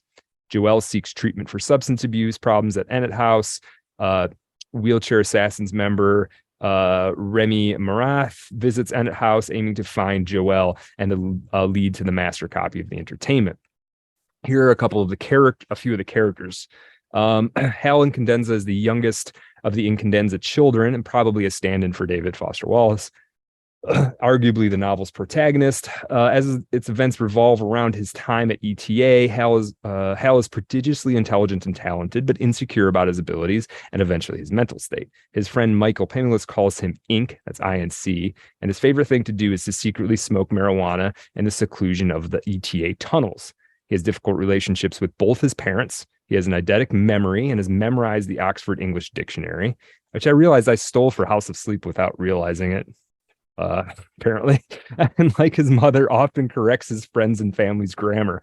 Hal's mental degradation and alienation from those around him culminate in his chronologically last appearance in the novel, in which his attempts at speech and facial expressions are incomprehensible to others. The origin of Hal's final condition is unclear. Possible causes include marijuana withdrawal, a drug obtained by Michael Penniless, a patch of mold Hal ate as a child, and or a mental breakdown from years of training to be a top junior tennis player. Okay. Avril Incandenza is his mother, Hal's mother, and is modeled on David Foster Wallace's mother. In fact, when Infinite Jest was published, or like on the way to being published, Wallace started to get real concerned about his mom reading it and feeling hurt by it. She's the domineering mother of the Incandenza family and wife of James, a tall, beautiful Francophone Quebecer. She becomes a major figure at Enfield Tennis Academy after her husband's suicide and begins a relationship with Charles Tavis, the school's new head. Okay, there's another brother. There's a bunch of brothers in the Incandenza family. They all have their sort of own interesting story. One is a football player of some renown. Now, at the Ennett House, there's a handful of characters, the most interesting of which is this guy, Don Gately. Don Gately is a former thief and Demerol addict and current counselor in residence at Ennett House. One of the novel's primary characters, Gately is physically enormous and a reluctant but dedicated AA member. He is critically wounded in an altercation with several Canadian men, and much of the later part of the novel involves his inner monologue while he recuperates in a Boston hospital. Gately had a complicated childhood. His stepfather abused his mother. During his middle school and high school years, Gately's size made him a formidable football talent. During his period as an addict and burglar, he accidentally kills M. Duplessis, leader of one of the many separatist Quebecois organizations featured in the novel. Gately is visited by the ghosts of James Incandenza and Lyle. Okay, there's a lot more threads. I mean, it's an 1,100 page book. So there's a lot more going on. I want to read a couple of bits because I want to put it in Wallace's voice a little bit. And these aren't going to be, I'm not picking these for specific commentary reasons. Honestly, I flipped through my copy and I just found some bits that I had highlighted in some form or fashion when I read this, 18 years ago or whatever, when it was when I read it. So here's a bit where you've got David Foster Wallace in sort of a technical mode, I would call it, which does appear from time to time. Which depends on, how much stomach you have for this kind of thing, whether you actually would enjoy it or not. Okay, quote, "The social anxieties surrounding the phenomenon psych consultants termed optimistically misrepresented masking, or OMM, intensified steadily as the tiny, crude first-generation video cameras technology improved to where the aperture wasn't as narrow, and now the higher-end tiny cameras could countenance and transmit more or less full-body images. Certain psychologically unscrupulous entrepreneurs began marketing full-body polybutylene and urethane 2D cutouts, sort of like the headless muscle man and bathing beauty cutouts you could stand behind and position your chin on the cardboard neck stump of for cheap photos at the beach. Only these full-body videophone masks were vastly more high-tech and convincing looking. Once you added variable 2D wardrobe, hair and eye color options, various aesthetic enlargements and reductions, etc., costs started to press the envelope of mass market affordability, even though there was at the same time horrific social pressure to be able to afford the very best possible masked 2D body image to keep from feeling comparatively hideous looking on the phone." Is any filters on Instagram, right? "How long then could one expect it to have been before the relentless, or TikTok rather, how long then could one expect it to have been before the relentless entrepreneurial drive toward an ever better mousetrap conceived the transmittable tableau, aka TT, or maybe TikTok, which in retrospect was probably the really sharp business end of the videophonic coffin nail. With TTs, facial and bodily masking could now be dispensed with altogether and replaced with the video transmitted image of what was essentially a heavily doctored still photograph, one of an incredibly fit and attractive and well turned out human being, someone who actually resembled you, the caller, only in such limited aspects as like race and limb number. The photo's face focused attentively in the direction of the videophonic camera from amid the sumptuous but not ostentatious appointments of the sort of room that best reflected the image of yourself you wanted to transmit, etc." So that's him that's David Foster Wallace, probably in his finest science fiction turn, I would say, kind of predicting where things are headed. Here's a little bit more that's a little bit more human, I would say. Okay.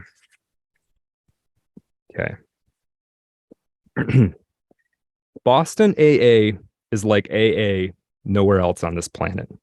Just like AA every place else, Boston AA," that's Alcoholics Anonymous for people listening, "Boston AA is divided into numerous individual AA groups.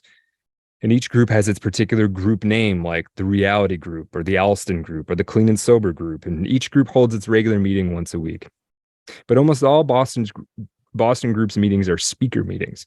That means that at the meetings, there are recovering alcoholic speakers who stand up in front of everybody at an amplified podium and, quote, share their experience, strength, and hope. And the singular thing is that these speakers are not ever members of the group that's holding the meeting in Boston. The speakers at one certain group's weekly speaker meeting are always from some other certain Boston AA group.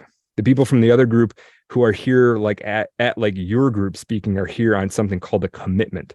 Commitments are where some members of one group commit to hit the road and travel to another group's meeting to speak publicly from the podium. Then a bunch of people from the host group hit the opposite lane of the same road on some other night and go to the visiting group's meeting to speak. Groups have always trade commitments. You come speak to us and we'll come speak to you. It can seem bizarre. You always go somewhere else to speak. At your own group's meeting, you're a host. You just sit there and listen as hard as you can, and you make coffee in 60-cup urns and stack polystyrene cups and big ziggurats and sell raffle tickets and make sandwiches, and you empty ashtrays and scrub out urns and sweep floors when the other group speakers are through. You never share your experience, strength, and hope on stage behind a fiberboard podium with its cheap PA systems mic, except in front of some other Metro Boston group. Every night in Boston, bumper stickered cars full of totally sober people, wall-eyed from caffeine and trying to read illegibly scrawled directions by the dashboard lights, crisscross the city, heading for the church basements or bingo halls or nursing home cafeterias of other AA groups to put on commitments. Being an active member of Boston AA group is probably a little bit like being a serious musician or like an athlete in terms of constant travel. All right. So again, just giving you the kind of flavor of what parts of this book, and I wanted to give you different looks at this thing for people who haven't read it or dipped their toe in it, just sort of like. Is it structured on or based on the Brothers Karamazov? Does it owe some to that? That's a good point. A lot of people have pointed out those relationships, and there are in terms of family dynamics and other things. I think Wallace probably deliberately took some of that stuff, and other stuff was sort of it's part of his reading. That was interesting. I was reading that summary of Infinite Jest, and I was like, oh, I stole that for something I did. And I never made that connection. I thought I came up with that. So these things are sometimes they're in the air. And yeah, he definitely, there's a lot of correspondences. How much of it is deliberate on David Foster Wallace's part? How much of it is incidental or sort of, not remembered and comes to the surface? And then how much of it is just coincidental stuff that comes up telling a story, right? Yeah, I think if you read Brothers Karamazov and you're not influenced by it a little bit, you probably didn't read it right. Okay. Let me read this other little part. Quote, like most young people genetically hardwired for a secret drug problem, Hal Incandenza also has severe compulsion issues around nicotine and sugar. Because smoking will simply kill you during drills, only Bridget Boone, a stereotypic girl 16 named Carol Spodek, and one or the other of the Vaught twins are masochistic enough to do it, though Teddy Schacht has been known to enjoy the occasional Panatella.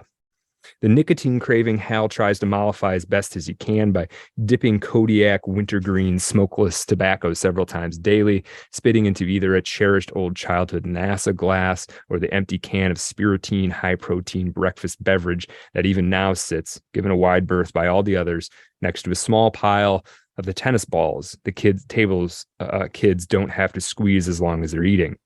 Hal's more serious problem was with sucrose, the hope smoker's ever-beckoning siren, because he craves it always and awfully. Hal does, sugar, but finds now lately that any sugar infusion above the level of a 56-gram AminoPal high-energy bar now induces odd and unpleasant emotional states that don't do him one bit of good on court.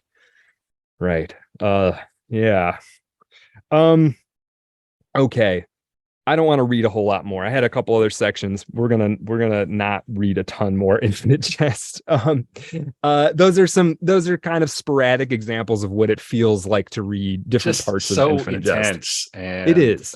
Yeah, you got to get into it if you're gonna get through it. Yeah, I think this is something. I don't know. I was sort of joking earlier today that like I don't know if I'm ever gonna read a book that long again. Just from practical, like I don't know how I would shoehorn that into my life. But like Lonesome Dove is that long, it's a joy to read. Right, it's an old cowboy story. Yeah, do you know? So it doesn't have to be this way, right? right, like right. But Lonesome Dove is also not this entirely self-conscious postmodern thing, right. Yeah, and there's a lot going on. There is a the way it's modeled is on something called I had it written down and I've forgotten now, a Steingart's gasket, which is like some imagined geographic pattern or a geometric pattern that sort of like predates the quote unquote discovery of the fractal. It's supposed to be like modeled on that. But then Wallace claims that they had to make such severe edits that like that pattern doesn't quite live in the book anymore. So it's like a broken gasket. I don't know quite what to make of that. It's clearly not patterned on any sort of Freytag's triangle sort of like, oh, you go up to your inciting incident and then down a little bit, and it's definitely not that. Sure. There's a lot of dispute about the ending. The ending is very dissatisfying for, I would say, most people who read it. It ends in what Wallace called this sort of Artaud blackout. And part of the reason why, and we can decide that Wallace doesn't get any credit for this if we want, he wanted it to be a failed entertainment. Because the book is about a poisonously entertaining video. Sure. If the book itself becomes that, then what is he doing? Right. Now that's a little taking yourself a little seriously, I suppose. Yeah. But okay. It's a bit much. I think. Yeah. But you're also, God, this poor guy, he's trying to find something that means something to him too. It's like you start to understand him as a person. It's like he's fairly young when he's writing this. He's in his early 30s, late 20s, early 30s. He needs a center to his life because he keeps falling into the pit of his own BS, and you can say, and it's fair, I suppose. I mean, it's fair to say it's laziness and it's entitlement and it's what else? Selfishness. And it is some of those things. This is where I find the lives of these writers really interesting, because he ends up, I think, being a sort of metaphor for what was happening to a lot of people, or maybe to society collectively in the 90s into the 2000s, right? It's like we're gonna have everything we ever wanted just given to us in terms of entertainment, right? Every pleasure is satisfied. And then it, for him, upper class, at least maybe not financially, but at least in sort of status, extremely well educated, super smart, right? He would add white and straight and male to that. It sort of has it all in a way. And there's something desperately sad about it. And then you're not allowed to feel that sadness because you've got all this stuff, right? There's but that's how he feels. So like, what do you can't not let, so there's this contradiction or this sort of paradox that I think of being a person like him that he exemplifies. And I think that's why he's interesting. And Infinite Jest is like this attempt to like, can something please, for the love of fucking God, mean something, right? For him, if not for everybody else. Yeah. So, so anyway, that's not even trying to tell you, hey, you should read this. This is like why this book is a thing, I guess. There's a great, if you felt like the ending of Infinite Jest, if you read it and you felt like it was disappointing, or you felt like you didn't really understand what was going on, I certainly, when I read it years ago, I remember getting towards the end and being like, you know what? I don't know what the hell is happening here. Like, characters are showing up that I don't remember. Like, I don't remember why these people are this way. There is a great, go ahead, Kevin. No, I was just looking up because so often Wikipedia will, in the early life section, will not really clarify religiosity of the parents. Right. And I read that they were atheists. Yeah. And apparently he twice tried to join the Catholic Church, the One Truth Faith. Yes. But flunked the period of inquiry. And he attended a Mennonite church. Am I ahead of things? Yeah, we were going to talk about that, but this is fine to talk about it now. Yeah. He did attend a Mennonite church kind of for like the social purposes. Well, the Mennonite church thing is a kind of a lie. And part of what the Mennonite church thing was about, I think there was a real Mennonite church that he had some relationships with, but he had to for part of the publicity tours around Infinite Jest and other like public events that he went to later, somebody he was in recovery with would go with him to help keep him on the straight and narrow. And he didn't want to you don't want to tell this report, like, who's this middle-aged woman you're hanging out with, or whatever. You don't want to tell the reporter, oh yeah, this is my sponsor who's keeping me from going off the rails. So he'd be like, well, this is my friend from the church who, decided would come along with me, and Yeah. Well, I mean, are we really surprised somebody who was raised by a couple of atheists finds no meaning or like, what do you think is going to happen? Right. Yeah. I can't imagine. What a way to, and you do you, but that's a hell of a way to raise a child, in my opinion. Well, and this is the thing. He did try to become religious. He did try to get some kind of faith. And I think the problem was, it was like, he actually went through some ecumenical program called Carrillo, I think it's called, where the whole idea is trying to bring the like faith experience out of the head and into the heart. That's sort of like the motto of this thing. And what he was trying to do is, like, he realized that his brain was the problem, right? And so he's trying to get, like, how do you just, sort of overshoot that and land in your heart somehow? And he couldn't do it. He would get to the point where you're supposed to, like, sort of say your faith, and he would laugh sometimes, probably a kind of nervous laughter. He just couldn't, he couldn't make it work for himself. He was ultimately irony poisoned. And it's like, and poison is a good metaphor for that, because you can't just decide to not be poisoned anymore. Right. It's in you. You can hopefully get the antidote in time, right? But you don't get to just be, well, okay, you know what? I'm not poisoned anymore. I watched TV for 20 years straight, but you know what? I'm fine now. Right. So, yeah. Okay. So moving on. I was going to say, if you have read Infinite Jest and you found the ending dissatisfying, or you just want to get a better sense of, like, what is all these plot points coming together, check out, it's on just this guy's blog, but it's the best explanation of it that I've found. And I read a bunch of, like, literary criticism and stuff, and this guy breaks it down the best. Aaron, like the male spelling, AARONSW.com/weblog/IJN end. Or you can just search what happens at the end of Infinite Jest, and it will come up first. It's pretty good. It breaks things down pretty clearly, explains to you what's going on. If it doesn't adequately explain why it ended, it does lay out, like, what leads to what, and it can provide a pretty good reading guide, I think. Okay. So, and, one thing I'm skipping over is how long it took to write this book. I think it was 7 years total, and there was a lot of editing. There was a lot of back and forth, sending it to this great editor, Michael Peach, not spelled peach, but that's how it's pronounced.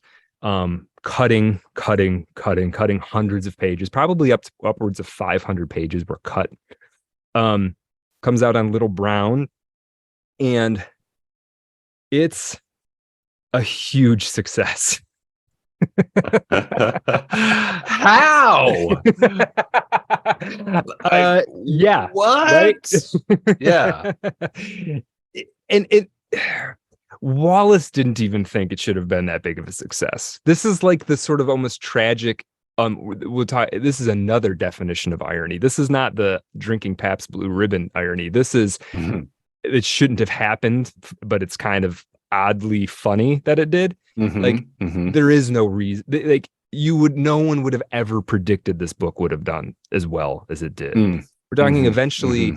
I think after a year or two, 165,000 copies were sold, which for Unreal. Like literary fiction like this is like basically does not happen. I don't think now it happens at all. And it's enormous. I mean, look at this thing. I've had to move this across the country several times. I mean, like, I've paid more in shipping costs and gas money than this car. Yeah, this thing. Brad can never move again. Yeah, for real. For real. Infinite Jest has him locked in Michigan. Yeah. One thing that's funny about it, and I do want to explain a little bit, the footnotes. As people may know, there are footnotes and even endnotes in this book that comprise as many words as like a novella in and of itself, if not a full novel.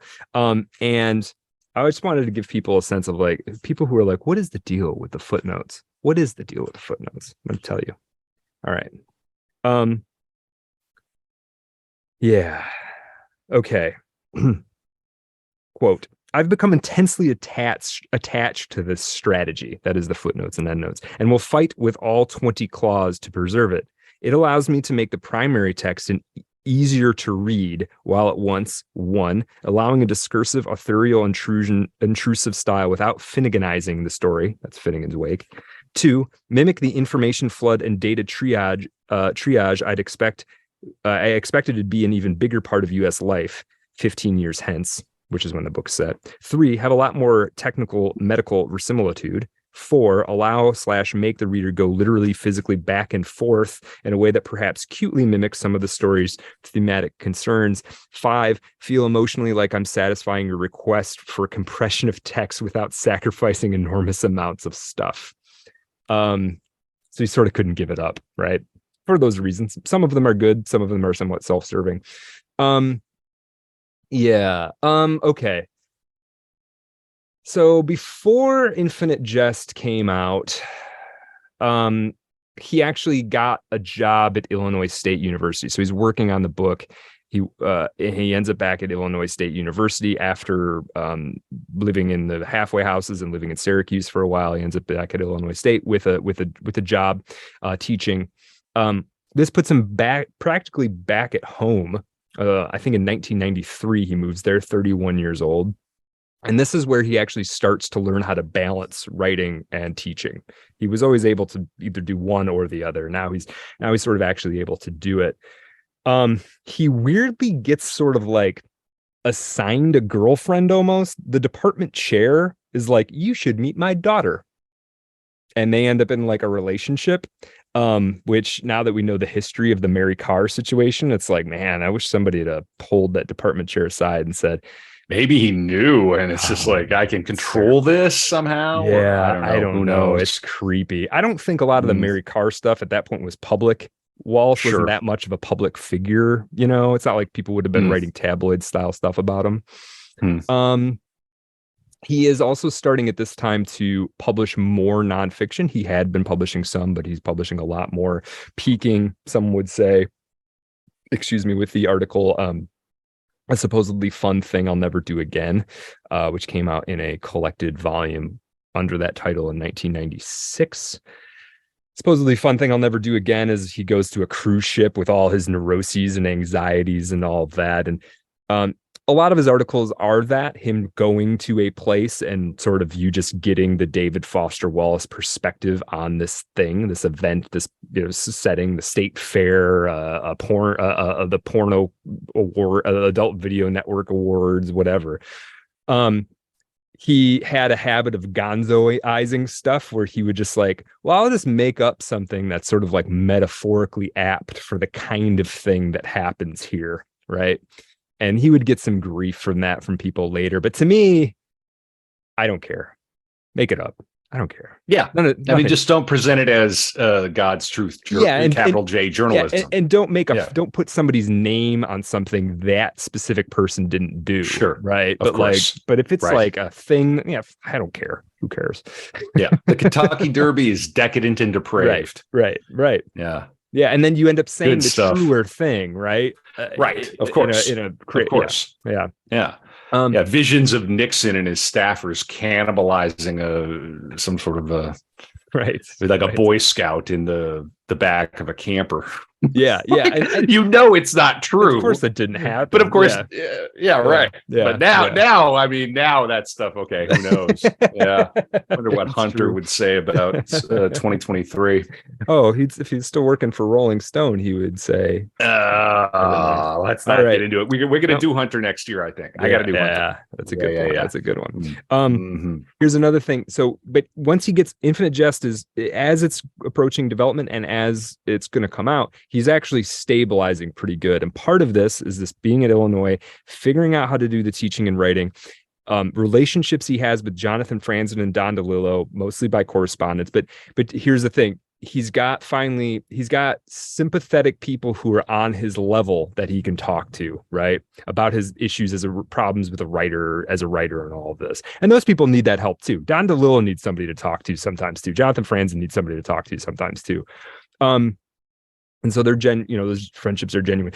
He's also relies on his recovery group intensely, like more than I realized was even okay to do. Let me read a bit. It sounds like a religion to some people. They treat it as a surrogate for it. Yeah, that's one of the gripes a lot of people have against AA. I think he was doing that, and whether that's good or not, I will leave that to somebody else to decide.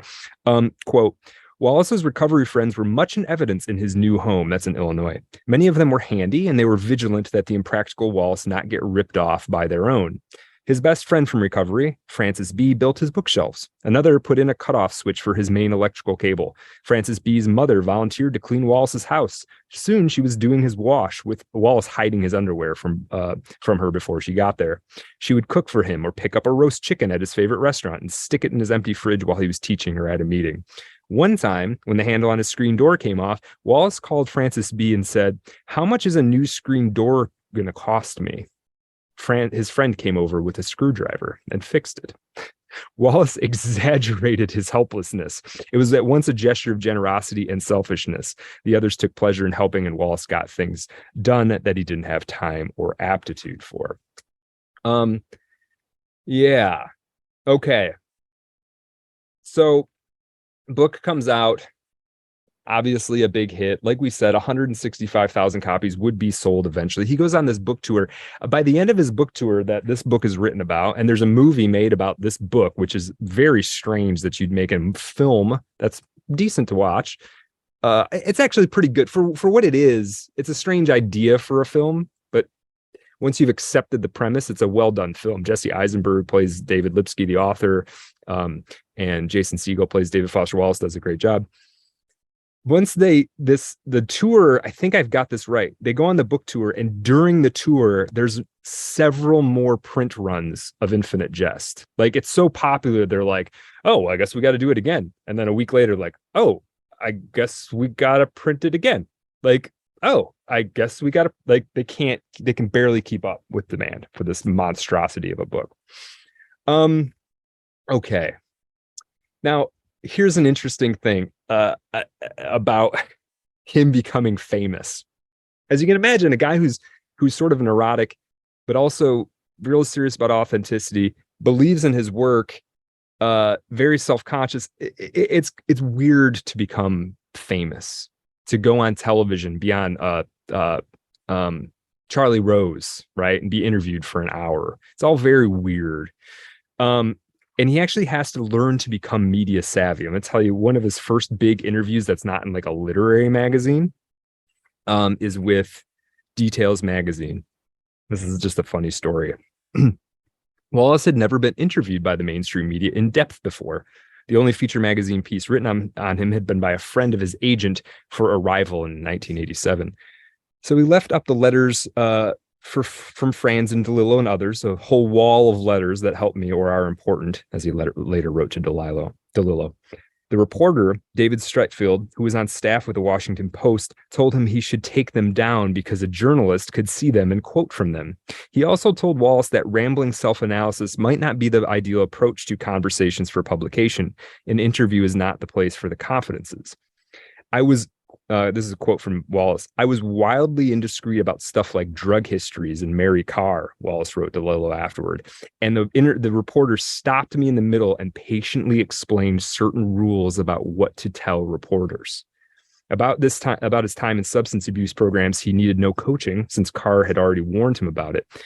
When Newsweek soon after asked him how he knew so much about recovery, he trickily replied, quote, "I went with friends to an open AA meeting and got addicted to them. It was completely riveting. I was never a member. I was a voyeur. When I ended up really liking it was when I let people there know this and they didn't care." Right? So he has to start lying about things. And I thought this was just charming. This interviewer, he starts telling this interviewer everything. And the reporter's like, "Dude, hold on. Like, you're a nice guy. I don't want to see this go poorly. So here's what you shouldn't do." Whoa. Right. Because you could have just had somebody turn that into the tell-all, right? Yeah. Is he really fooling anybody? Like, I'm just a voyeur at AA, and I got a lot out of it. They don't. You really don't know. only there are. I think there are open meetings, but I mean, I think you're really only kind of welcome if you identify as an alcoholic. I would think, but I mean, it wouldn't be that much of a stretch to go. It's like not like anybody's going to background check you on whether. They're not gonna give you a hard time. Yeah, right. So it feels like you just go, I'm an alcoholic. Now, I don't know. I don't know how much people believe it or not. It's kind of hard to say. Sure. Yeah. So, here's a couple things I want to read about this. Okay, a couple things from him that he's starting to get. I think I'm in the right book now. Well, I'm swapping between books here.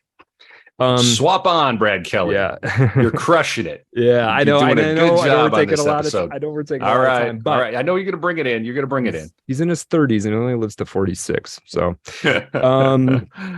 okay. Yeah, this is an interesting thing. So the book comes out. Why is the book not enough? Why isn't Infinite Jest enough for him? Right? All he wanted, he had a huge. Now you couldn't have you can't have a bigger novel than Infinite Jest in terms of publication and accolades and all of this stuff. He could have went and taught anywhere he wanted. He didn't have to teach. He got a MacArthur grant the next year. He literally didn't have to do anything he didn't want to do anymore. Right.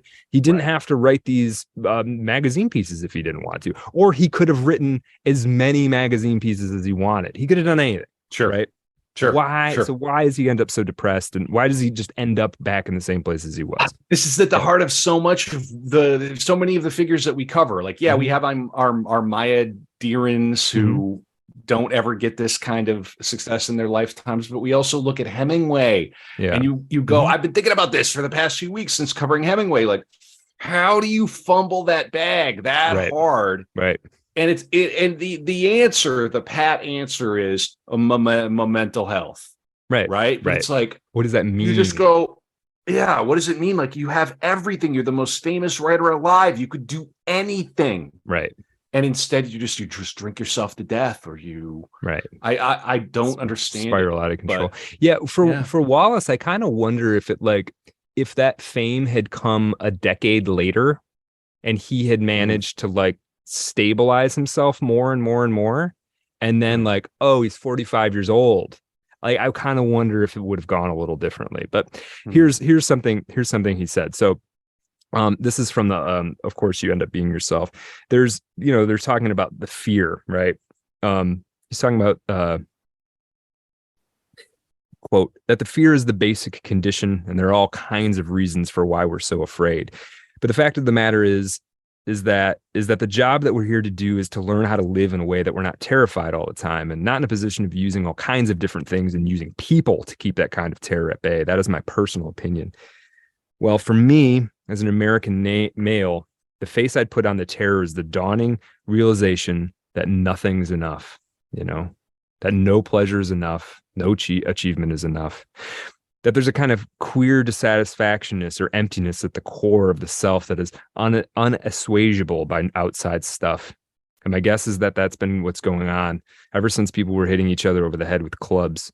Though describable in a number of different words and cultural argos, and that our particular challenge is that there's never been more and better stuff coming from the outside that seems temporarily to sort of fill the hole or drown out the hole. Here's another thing. I think if you dedicate yourself to anything, one facet of that is that it makes you very selfish.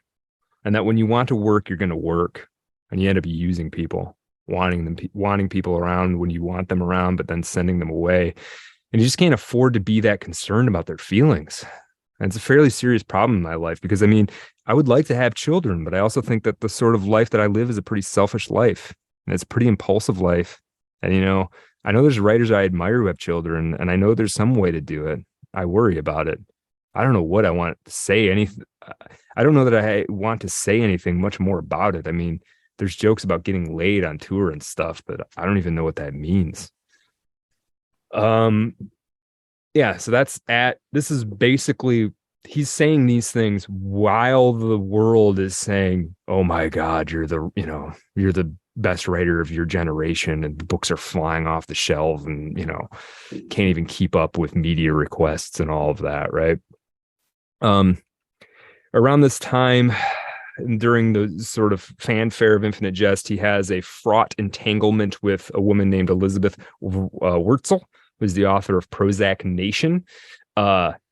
We'll just say it was frustrating for David Foster Wallace. I think he was maybe a bit of a jerk to her. I don't know that there's any abuse on the level of the Mary Carr situation. He did write a story called The Depressed Person, which was basically about her. And that's nice. So I'm gonna love that. Yeah. He has a interview with Charlie Rose in 96, with this one he does with Franzen and Mark Lehner, and one in 97 where he's wearing a bandana and a white shirt. And this is where like he's really in the public. I mean, Charlie Rose isn't, going on, I don't know. It was pretty big. It's not like going on Letterman, but it's going on like the tote bag Letterman. Yeah, tote bag Letterman. Very good. Charlie Rose, it's kind of what it is. Letterman. Yeah. Mm-hmm. A lot of people watch Charlie Rose. And I was thinking about that too, in terms of this novel. People who buy new novels in hardcover and paperback, this is gonna get them interested. Yeah, the panties drop. Yeah. That group is definitely for them. For sure. Yeah. Now, so he's getting this kind of attention where he's on TV, and you see him on television, and it's to me, I think a lot of people just see sort of a neurotic person in this Charlie Rose interview. And for people who are out there, I recommend looking up David Foster Wallace, Charlie Rose. Look for the one where he's wearing the bandana. I think it's interesting. I think it's a kind of a public persona that you don't really see. It's sort of weirdly guarded and unguarded at the same time. It's sort of, you can sort of see him being extremely self-conscious, but he's also being, I think, vulnerable in a way that that is trying to reach beyond that irony poisoned thing, right? It's like, how do you if the world is irony poisoned, how do you get past that, right? Because other people expect you to be ironic too. So how do you move beyond that? Well, I mean, part of it might be saying the thing and going, like, saying something you agree with and being like, I know that sounds pretentious. I know this sounds silly. I know this makes me look dumb, but this is what I think. I don't know how you get past it, but I feel like Wallace was trying to find a way through that stuff in these interviews. That said, he did kind of go crazy with sex during this the fanfare. He wasn't drinking though. He wasn't using other drugs. I guess take that for what you will. He had like some girlfriends, kind of cheated on them. He wasn't reliable in any real way. He'd back in Illinois, it turns out that he'd go into a recovery meeting and he'd be like, oh boy, I have slept with 3 women here. That's just fun. Right. Okay. All right. Yeah. It's called the 13th step. Yeah. That's what they call it. Yeah. 13th stepping. Yeah. Yeah. So some of this experience goes into a book called Brief Interviews with Hideous Men, which is all sort of short stories that are set up like interviews with men who have sort of nasty parts of their personality, generally of a sexual nature. I don't think it's his best work. It was weirdly turned into a movie by John Krasinski from The Office for some reason. It's watchable. It's a weird subject to make into a film because the interviews don't hang together, so it comes off as almost like a mockumentary. It's not. I think it's as well done as you could do if you were going to make that into a book, but I'm not sure why you would make a movie. Make the book into a movie. I'm not sure why you would make it into a movie, but I think it's as good as you can do. Interesting. Yeah. Okay. Let's see what else we've got here. Nonfiction work. Okay, he's got a lot of nonfiction work, and in fact, at one point, a little later, when he starts thinking, he starts struggling with the novel. Of course, he just dropped Infinite Jest, so the question is, when is the next novel coming out? Right? It never does until after he's gone. A lot of the time he's trying, and a lot of the rest of the time he's working on nonfiction. He has one of my favorite pieces is he goes to visit the set of David Lynch's Lost Highway. And you can just Google this up. Just look up David Foster Wallace, David Lynch art piece. It's pretty cool. And I'll give you a quote just for that sort of ties in a little bit with previous Art of Darkness episodes. Quote, 1984's Dune is unquestionably the worst movie of Lynch's career, and it's pretty darn bad. Now, I want to pause here for a second. Wallace loved David Lynch. I know I just read that part, and so it's going to sound like he's hating it. He loved David Lynch. Okay. In some ways, it seems that Lynch was miscast as its director. Probably, maybe fair. Eraserhead had been one of those sell your own plasma to buy the film stock masterpieces with a tiny and largely unpaid cast and crew. Dune, on the other hand, had one of the biggest budgets in Hollywood history, and its production staff was the size of a Caribbean nation, and the movie involved lavish and cutting-edge special effects. Plus, Herbert's novel itself was incredibly long and complex, and besides all the headaches of a major commercial production financed by men in Ray-Bans, Lynch also had trouble making cinematic sense of the plot, which even in the novel is convoluted to the point of pain. In short, Dune's direction called for a combination technician and administrator, and Lynch, though technically as good as anyone, is more like the type of bright child you sometimes see who's ingenious at structuring fantasies and gets totally immersed in them and will let other kids take part in them only if he retains complete imaginative control. Watching Dune again on video, easy to do, it rarely leaves its spot on Blockbuster's shelf. You can see that some of its defects are clearly Lynch's responsibility, casting the nerdy and potato-faced young Kyle MacLachlan as an epic hero, and the police's unthespian Sting as a psycho villain, for example. Or worse, trying to provide plot exposition by having characters' thoughts audibilized on the soundtrack while the camera zooms in on the character making a thinking face. And it just kind of continues on in this vein. I just wanted to read a little bit of that for fans of the Frank Herbert episode. I unironically love David Lynch's Dune. I know you do. And for all of its problems, yeah. You come out of that movie feeling like you've been on a trip. Yeah. I like that about it. Yeah, I think you got. I think it's flawed though, right? Oh, it's not like of course. Like no, I don't think it's a masterpiece. No, right. But I really like it. I like putting it on. There's something kind of cozy about it for me. Right. I don't know. Yeah. Right. Another big thing that Wallace has come out is Oblivion. It's a collection of short stories, some of which he had published. I'm going to do the thing I did with Girl with the Curious Hair and read a couple of the summaries. And I'll recommend maybe two of them to go read. Mr. Squishy is a story at Oblivion. Oblivion was published in 2004. Mr. Squishy, let's see. This story, Mr. Squishy, takes place in November 1995 and follows a focus group in a marketers conference room, as well as the facilitator of the focus group, Terry Schmidt. Schmidt leads a focus group that is taste testing a new chocolate snack named Felonies, while a person free climbs up the building's north face. Incarnations of a Burned Child.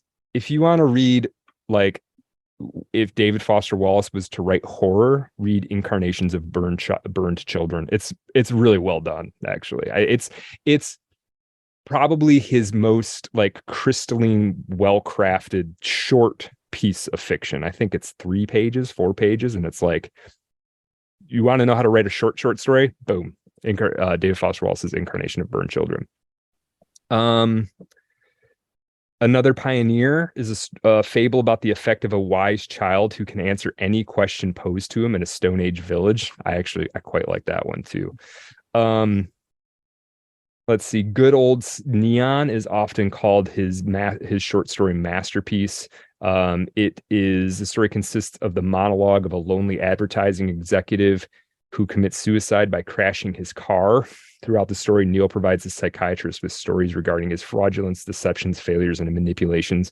Sort of the interior monologue of a sociopath type figure. It's pretty good. It's pretty interesting. Let's see. The Suffering Channel is the longest one in there, I think, is a novella. Its central protagonist, Skip Atwater, is a journalist who works for the fictional Style magazine at the World Trade Center. Atwood, it's set in 2001. Atwood is attempting to write an article about a Midwestern artist, Brent Moltke, whose excrement resembles famous cultural objects. That's funny. I like that. That story is pretty entertaining, actually. And so these do have this sort of they're wild. The premises are often wild. They go into dark places. But by the time of Oblivion coming out, he's writing things that have continuity to them, to the point that, like, I can sit down and read this and it's an enjoyable experience. I don't necessarily have to fight through 1,000 pages to get to his point, right? He's bringing some of this craft to bear. I think Oblivion is actually, if you want to just read a David Foster Wallace book, it's a normal length book. It's not any longer than this book, right? And it's got 8 or 9 different short stories in it. They're all very different from each other. It's a good read. Okay. After Infinite Jest, 1998. Again, he's living in Illinois. 1998. He is introduced to this woman, Juliana Harms. She works for the Department of Children and Family Services. This is not a literary person or an artistic woman. This is not a groupie fling. This isn't somebody from his recovery group. This is a real human being who has a normal person job. She's very good at it. She's attractive. She's thoughtful. She has her own personal history. She's a normal person from the Midwest. Nothing wrong with her, right? This goes on for a little while. He goes to Jamaica with her. They end up, he had gotten a tattoo of that said Mary from Mary Carr, this woman that he stalked, with a heart in it. And the Y had become kind of faded. It had become kind of faded. And he and this Juliana woman would joke and say to each other, "Who's Marv?" Which is kind of funny. Hey, right? That's very fun. I like that. Who is Marv anyway, David? Right. Yeah. And I think it's charming that she was able to say, okay, he's got this thing. He's got a history. I've got a history. We can still make this work. It's not, yeah, if you're still dating around after 30, anybody who's interesting is going to have some hefty baggage. They're going to have some checked baggage. Well, and there's the thing, you do too. Mm-hmm. If you're interesting. Yeah, indeed. Exactly. You're going to be waiting around at the airport. Something's going to be wrapped in a big cardboard box with a lot of tape. Right. When you arrive at the airport of your relationship in the metaphor. Right. Of course. Now she's the Catholic. She's the one that he really, really, at her urging, he tries to get religion, and it just doesn't work. I do think he genuinely tried. Yeah. I wonder why it didn't stick. Yeah. He wondered why it didn't stick either, I think, to a certain degree. I cannot imagine confronting the Catholic Church as an adult, having written Infinite Jest, having been raised by atheists. Yeah. I could see it being a little bit of a big pill to swallow. Yeah. I'm really going to do this. Right. I think. Can you imagine DFW like getting on his knees, standing up, sitting in the pew while everybody else goes to take communion? Weird. Yeah. You can't imagine that, but like, he did take recovery very seriously, and he would say sometimes about the AA, like, and I don't know AA, but like, I know that a lot they're like, it works if you work it. I know there's a lot of stuff that to the exterior, if you come in very like forebrain with your ironic fucking piss on everything attitude, it all seems cringy and stupid. Right. And Wallace is like, that's why it works. It works because it's like simple. It's it's not like some intellectual Rubik's cube that you can't think your way out of an addiction. Right. Yeah. You didn't think your way into it. You can't think your way out of it. And I think Wallace recognized that too. I mean, he's sober now, and he will be sober essentially for the rest of his life. Right. It's not in the end, it's not that drugs and the alcohol, but we're getting there. All right. Okay. She gets him to give up nicotine too, this Juliana Harms. She also gets him to give up mostly his habit of eating sugar. I mean, he ate terribly for most of his life. The one thing she did that I don't think she recognized, if she was trying to help him, I don't want to exonerate him from guilt on this, but if she what she was trying to do is help, she got a satellite hookup on the TV. No. Oh, it's not good. Oh no, it's not good. 75 channels. Oh, and he would just sit there and flick through them, just big brain, just shrinking a little bit all the time. Wow. And he's not writing now. He's barely writing. He can't write with a TV. He basically can't write with the TV in the house, right? You literally have to think about it like having alcohol in the house for an alcoholic, right? Yeah. Maybe you can get through the night with some in the minibar at a hotel room, but you can't just have it on the shelf in clear line of sight, right? It's not going to work. So he starts to spiral again, and it really does seem to be this TV thing that kind of kicked it off. The TV plus he's not able to write. He's not able to figure out what to do with this novel. He's not able to figure out, okay, what do you do after Infinite Jest? And that's a relevant question. Even if you hate Infinite Jest as a book, I mean, ask yourself the question, you're 30 something years old. You drop the biggest literary event of the last 20 years. What the hell do you do next? How much pressure is that, right? Like, just watch Sports Center. You have a MacArthur Genius Grant. They literally, right? Sure. Yeah, they literally came to you and said, "Here's a big fat check. You're a genius, by the way. You don't have to do anything for it." They don't call it the Genius Grant, but everybody does. Everybody does, right? Sure. So things start to get weird. He shoves a student at one point. He starts. He goes to a Guggenheim reunion because he'd gotten a Guggenheim at one point too. And he won't go down to the reunion. He stays in the hotel room to like try and write because he's like away from home for a minute. He gets a new dog. He loved dogs. He gets a new dog, but this dog is like a puppy and it's way too demanding. So he's like, I can't get any writing done. He's spiraling out. He's freaking out. And eventually he starts up a relationship with a graduate student.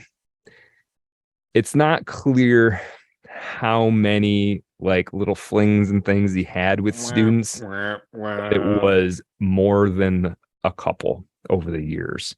One's not enough, two's too many. Right.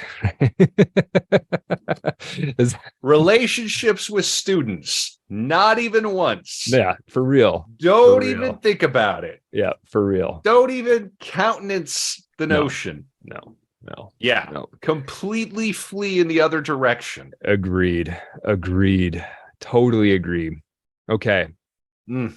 Yeah. So this ruins the Juliana Harms relationship, right? Oh. She's like, I'm done. We're not doing this. They were going to get married. They didn't. I don't think they got engaged, but they were like seriously talking about getting married. That's so sad. Now he's not writing the novel. The question I want looming through this whole period. Go chasing waterfalls. Come on, you should have listened to that. I'm definitely still in the period. Yeah. What year are we in right now? This is like 98. This would be like 2000. Yeah. Okay. Yeah. I wonder if David's listening to some Radiohead yet. He's probably I don't know. Very into what was funny is people would ask him what kind of music he listened to all the time. He would say stuff like, I listen to stuff that's so lame, I'm embarrassed to say it in public. Whoa. And there was a certain kind of like trying to reach through the irony thing of like, I'm not going to just rattle off stuff that I think sounds cool. Yeah. But also I'm clever enough to know that if I say what I actually listen to, you people will judge the shit out of me. So what I get to do is instead sort of play this game, and whether that's the thing to do. This list of the top 10 books is something like that a little bit, I think, and we will talk about it very soon on the After Dark for Patreon, patreon.com/Art of Dark Pod. Brad, we are so close. I can feel it. You're killing it, my friend. Thank you. You're into hour 5, all on your lonesome. Okay, I got the chat to keep me company over here. We're living large. He does a couple things. At some point around 97, he does decide that taxes and the IRS have to be part of this next novel project. The exciting world of taxes and the IRS. I want to read something about this. About why. I think it's about why. Yeah. Okay. Okay. So, this is the central tenet and sort of gets to why it has to be about taxes and things. What goes on inside is just too fast and huge and all interconnected for words to do more than barely sketch the outlines of at most one tiny little part of it at any given instant. That's him saying, that's him talking to, that's from his story, A Good Old Neon. Now, this kind of tells us, the interiority of the mind is sort of too much. How are we going to get from this to continuing the project started in Infinite Jest of like getting to the other side of irony somehow? In the process of writing the novel he came to call The Pale King, he laid out its central tenet in one of his notebooks. Bliss, or I should say, quote, this is Wallace now. Bliss, a second-by-second joy and gratitude at the gift of being alive, conscious, lies on the other side of crushing boredom.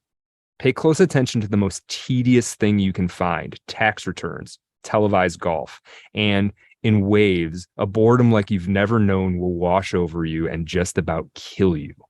Ride these out, and it's like stepping from black and white into color, like water after days in the desert. Instant bliss in every atom. He decided he had to write about the IRS for a bunch of reasons. You can do these sort of Pynchon-esque, like clandestine power group stuff, and he does a little bit of that. But ultimately, what he thought was the thing that could carry us through the sort of meaning crisis of the early 21st century, this irony poisoned bullshit, right? Was if we could learn to be bored again. Maybe we could save ourselves if we could handle being bored. And I know it sounds a little crazy, but I don't think he's entirely wrong. True. I tweeted about being boring and boredom today. I'm never bored. There's never any reason to be. I've got my screens here. We make our podcast. There's a million other podcasts to listen to. I got my black rectangle here. I'm working on a new play. I could use some boredom. Right. Now, I think the stuff you're doing in there that can be argued as productive in some way, and everybody has to kind of define productivity their own way. I don't know that he'd have an issue with that. I think you have to remember, he's a television addict. You're talking about somebody who, like, television is basically like sapping his soul energy, right? So what he's seen through that is like, listen, if you guys, like, you're trying to get that tiny little dopamine hit all the time by watching TV, right? That sort of cheap, easy, like, this feels good to just do this all day long, right? No catharsis. It's designed never to give you catharsis. You always got to come back. You got to buy more chips, buy more soap, buy another car. But writing a play or producing a that's a little different. I mean, it's entertaining, but it's not the same as just sort of like on an IV drip of like just enough dopamine to keep you from doing something else, right? But all I do is doom scroll Telegram and Twitter. I'm on there a lot. I'm on there way too much. Yeah. Now, interestingly, name of a future podcast, by the way, is Doom Scroll. Got some ideas. Yeah. Now, I honestly, I think there's an interesting piece. Are you familiar with the "This Is Water" speech from his Kenyan commencement speech? It got turned into a book. Yeah. I want to read just a little bit because I actually think this is. Kenyan is where I should have left some for the other guys. That's where that happened. Is that right? Interesting. Oh, look at you, man. You're practically in this episode, not just on it. Yeah. Oh, I made it and on it.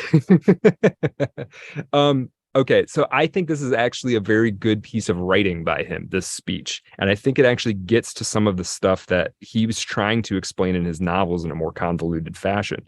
So I'm just going to read you a little bit of it. Greetings, parents, and congratulations to Kenyon's graduating class of 2005.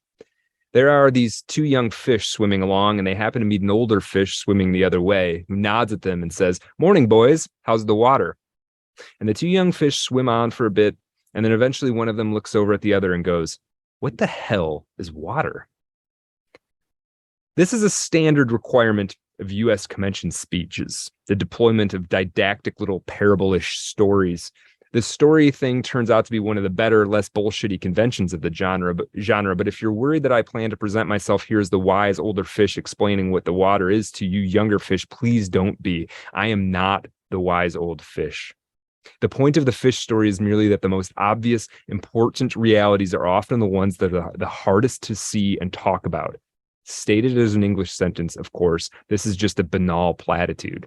But the fact is that in the day-to-day trenches of adult existence, banal platitudes can have a life or death importance, or so I wish to suggest to you on this dry and lovely morning. Okay, and let me read one more para. And I submit that this is what the real no bullshit value of your liberal arts education is supposed to be about. How to keep from going through your comfortable, prosperous, respectable adult life dead, unconscious, a slave to your head and to your natural default setting of being uniquely, completely, imperially alone day in and day out. That may sound like hyperbole or abstract nonsense. Let's get concrete. The plain fact is that you graduating seniors do not yet have any clue what day in, day out really means. There happen to be whole large parts of adult American life that nobody talks about in commencement speeches. One such part involves boredom, routine, and petty frustration. The parents and older folks here will know all too well what I'm talking about. And he goes on to explain, like, what you're trying to learn here is it doesn't really matter in some ways what books you read or like what philosopher you got in touch with here to get your liberal education. What we're trying to really get you to do is learn how to control your mind enough that you can control your beam of attention. I completely agree with this. Yeah. And I really do worry about everybody throwing the baby out with the bathwater when it comes to higher education and what you learn, setting your mind and your focus on that piece of paper for 4 years, and the hoops you got to jump through, and the scheduling you have to do, and the decision making, and the preparing, and the learning how to write. All of that stuff has tremendous value. Absolutely. Right? Yeah. If you go and get a theater degree and think they're going to hand you a part on Broadway, you're delusional. Right. But it's not what it's about, personally. Not really. It's not what it's about. It gets confused because everything is supposed to be like, well, this leads to this, leads to this, leads to this, and it's supposed to, you think it's going to be a career like getting like being a doctor, right? I'm certified as a doctor. I have my degree in philosophy. Who needs some philosophy? Right. Does anybody need some philosophy? Yeah, I would say a philosophizing's worth about $42 an hour, right? That'll or whatever. Be $18,000. I told you once. I told you 1,000 times. 4 times on this episode. I'm waiting for the check. Yeah, your rate is clear. At least one thing I'll say about you, Kevin. Your rate is clear. Yep. Okay. One pharmaceutical read. Yeah. Okay. So we're getting there. So bring it in. For a variety of reasons. The writing's not working well. He's slept with half of his recovery groups. He decides he's got to go somewhere. He ends up going out to Pomona College in Claremont. Not a big school, but he ends up finding this to be a great place to be. I'm going to read you just a little bit about one of his first days there. He goes there he has a sort of a girlfriend who's going to come later, but that quickly is put the kibosh on that. The first few days brought 2 visitors. Freyden, the woman who invited him to the program, came with one of her daughters and fruit and baba ganoush, and Karen Green also dropped by. When Wallace was still in Bloomington, Green, a visual artist, had asked him for permission to turn The Depressed Person, that's the story about Elizabeth Wurtzel, into a grid of illustrated panels. Now she brought the finished artwork along with a housewarming gift of IKEA ice trays. The story, Wallace's act of anger against Elizabeth Wurtzel, ends without hope. The depressed person cannot break out of the cage of solipsism that her terrible and unceasing emotional pain has placed her in. Green had to reimagine the story so that in the last panel of her painting, she is cured. When Wallace saw that what Green had done, he was pleased. He told her that she had turned it into a story that people would want to read. That day in Claremont, he offered to make lunch for her. There were lamps scattered everywhere. She counted 14, and towels stretched out to dry on the furniture. Wallace would shower like 6 or 8 times a day sometimes. Ooh. Yeah. Yeah. The sweating thing, right? The sweating. Yeah. Ooh. Like a quirky Bond villain quality to that. That's very funny. Yeah. His fridge turned out to contain only hot dogs and goldfish crackers. When Green asked if Wallace had mustard, he told her, "I'm not really that into condiments." They went to a park and Werner, her dog, jumped on her and tore out her belly button ring. Ouch. Ooh. She came back a few weeks later, the day before her birthday, with the mutual friend, and Wallace prepared her hot dogs and put them in the frilly paper cuffs that usually attire lamb chops. And they would get married. Yeah. Okay. God. Now here's the thing. So, and they don't get married right away. 6 months later or so, he goes with her to Hawaii for Christmas. They're kind of testing out the waters. Later on, Amy, David Foster Wallace's sister, would say Karen was the best thing for him. She understood him. She saw him. She wanted the best out of him, but she wasn't trying to change the fundamental things about him, right? She wasn't trying to change the fact that all he had in the fridge was hot dogs, but she was concerned that he not go off the rails in the way that he could. And he was like, for the first time, totally upfront with her about all of the issues, right? All of his stuff. He wasn't trying to hide things from her or anybody anymore, right?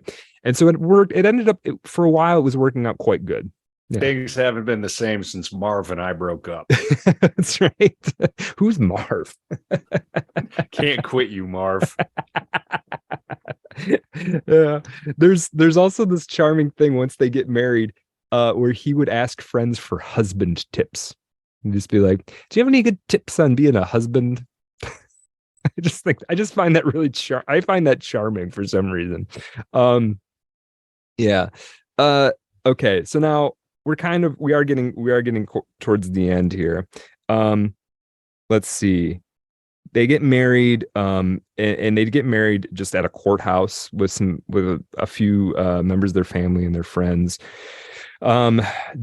Their first night, they just stay in a crappy motel in Urbana, back in Illinois, watching Law and Order, he says. And, she moves with him to Claremont. They had some time where they were living apart. She was living in Arizona. They move into his place in Claremont, and it's like a bachelor pad. And I don't mean like a swank bachelor pad. I mean like socks on the floor and like the, beard hair in the sink bachelor pad. And they eventually kind of get it cleaned up and turned into a respectable house. And then he starts to be able to write. There's some stability. He's got this woman who actually cares about him. There's still money from the MacArthur grant and Infinite Jest, and he's doing the best teaching he's ever done. But he's still struggling. He's still fundamentally struggling with the Pale King. He can't seem to get it nailed down. He describes it at one point as trying to as like wrestling with a big sheet of plywood in a high windstorm, right? As you can imagine, you're like trying to like wrangle, and that's what writing a novel feels like anyway. And this may for him have been an extreme case. There's a bunch of distractions. I think one of them is actually he was enjoying his life for the first time. The wife that he liked, she liked him, right? She had a son who he was getting to be a dad a little bit, right? Enough to, he liked the kid, and the kid liked him, right? And like nice. They were building a relationship, and he had students he loved, and he loved the college, and he had all these good things happening. And I think so part of it was the distractions, like how do you even focus? And then if your life is so great, do you even want to write the project that you were launched on? Is there even a point to it? And it starts to get kind of confused, right? And then he starts thinking like, my aching desire to try and write this book is somehow ruining my life, and does it even matter? And maybe should I even bother? Maybe I should just do these easy nonfiction pieces. They take me a month. I get to go see something cool, and they pay me a bunch of money. Maybe I should just do that. Anyway, something happens. 2007. He has some kind of episode at a restaurant, and it turns out he goes to the doctor, and it turns out the doctor's like, this Nardole stuff is old school that you're on. It's got a lot of side effects. I think we should get you off of it and try something else. David Foster Wallace goes off Nardole in 2007. And at first, he just feels peculiar, just feels a little off, and then it descends into this kind of heavy fatigue, almost like flu-like symptoms. It sounds like withdrawing from heroin or something, right? Yeah, just like fatigue, and you can't get out of bed and whatever. Yeah. And then they're thinking about putting him on something else, but he reaches this point where he's like, no, I think I'm on the bottom of there's going to be a rebirth out of this. Like, I'm going to finally get all of this out of my system, and I'm going to be able to have Karen, his wife, called it a Jungian rebirth. That's what he thought he was going to have. And, maybe he could have, right? I mean, I don't know, but there's this thing, trying to think about how to describe this. We're going to talk more in depth about this stuff at the end. He's not a normal guy, right? The brain never stops. And again, don't have to like Infinite Jest to understand that you're dealing with a person whose brain works a little bit differently than the rest of ours. I think we can see that through the story here. And he, coming off the Nardole, he pretty much just destabilizes. He starts getting weird in class. His students notice. He cries on the last day of class, and he's sort of he feels like he's sort of getting made fun of. And this is one thing I don't think I pointed out clearly enough, and I just want to state this point as we're drawing to the end. Infinite Jest got a lot of attention, and David Foster Wallace thought he wrote a sad book, and he didn't understand why everybody was laughing at it so much. When he would do public readings, he didn't understand why people were laughing. He felt like a lot of the critics hadn't quite understood it. When he's giving that commencement speech at Kenyon, there's this great bit. I recommend people listen to it. It's on YouTube. You can hear him saying it. There's this great, and it's better than reading it, because there's this moment where he's talking about going to the grocery store and judging. He's talking about from a liberal perspective, judging somebody in a big SUV gas guzzler kind of thing. And everybody laughs. And he has this moment. He's like, I wish I had it in front of me, but he's like, no, I'm serious. You're judging these people. He's trying to tell them no, you're wrong to do that. And they're laughing as though you can sense that he's not getting his point across. And I think that was also a common theme of not quite being understood and sort of taking that hard at times. And partially the Infinite Jest, some of the reviews came in, and it was there's no way you could have read this in time to write this review. For sure. What are you talking about? Yeah. You don't have an opinion about this, right? Yeah, you don't really care. Yeah, right. Yeah. So it's tricky, right? So anyway, June 2008, he has dinner with David Sedaris, who people probably know, and Michael Peach, his editor.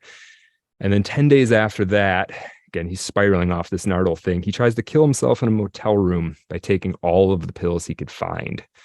He survives this, and he is hospitalized. He gets ECT again, 12 rounds this time.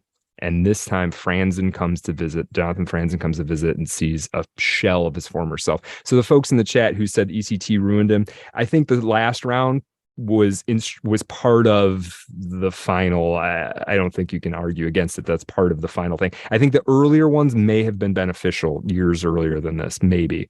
But anyway, by September of 2008, he tried Nardole again, tried to get back on it. But basically it didn't help anymore. Didn't do what it used to do. And then while Karen was out running an errand, David Foster Wallace, age 46, killed himself. We're going to talk more details about that in the After Dark. And more about the Pale King, which did come out posthumously. What's that? How did he kill himself? He hung himself. Oh, he hung himself. Yeah, we're going to give you more details about that. No more pills. No more pills. We're going for it. Yeah. Oof. Yeah. I wish he could have made it. I wish he could have made it. Yeah, I know. That one hurts. It hurt. Hurts it was in a way more than Hemingway, because Hemingway had lived Hemingway felt like he lived to be 100. Right. Yeah. Yeah. Wallace, for a writer, 46 is, you're not old yet as a writer. You're really not. I mean, McCarthy just dropped these novels. Was 89 years old, right? Celebrated novels. There's hope. There's hope, right. fellas. Right. And ladies. Mm-hmm. Well, that's about all After Dark, man. That's all you got.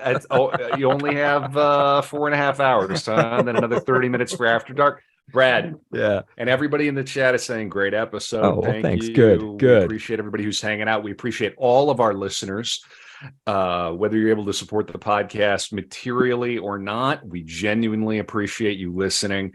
We are going to go for another 30 minutes or so on the After Dark for Patreon. I'll say the URL one more time. It's patreon.com/artofdarkpod. That gets you access to every single After Dark episode we do. We do one of those for every episode. We also do quarterly recaps.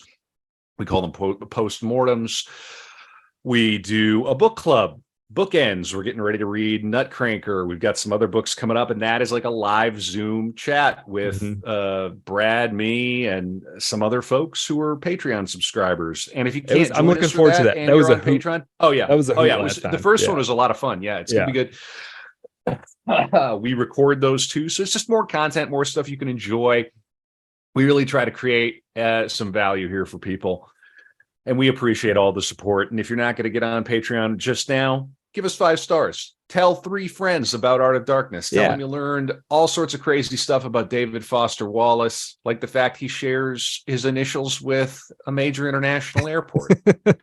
That was my contribution. Right. It's true. That was DFW. Good. It's true. Brad, excellent job. Thanks, excellent job. Well, we got to close with the question before we come back for After Dark. Yeah. What do you think he would be doing now? If DFW was alive, and he could still be alive like his age. Oh, I mean, like, he what, would be 70? No, he would be like 60. 61. Yeah, he would have turned 61. He'd be Hemingway's age at the end. So what's he doing now? I mean, I think he writes. I think Pale King comes out in the format he wanted. Pale King was not finished. Parts of it were finished and was sort of assembled. They did as good as they could, and I think it's a great book, and I think people should read it. I think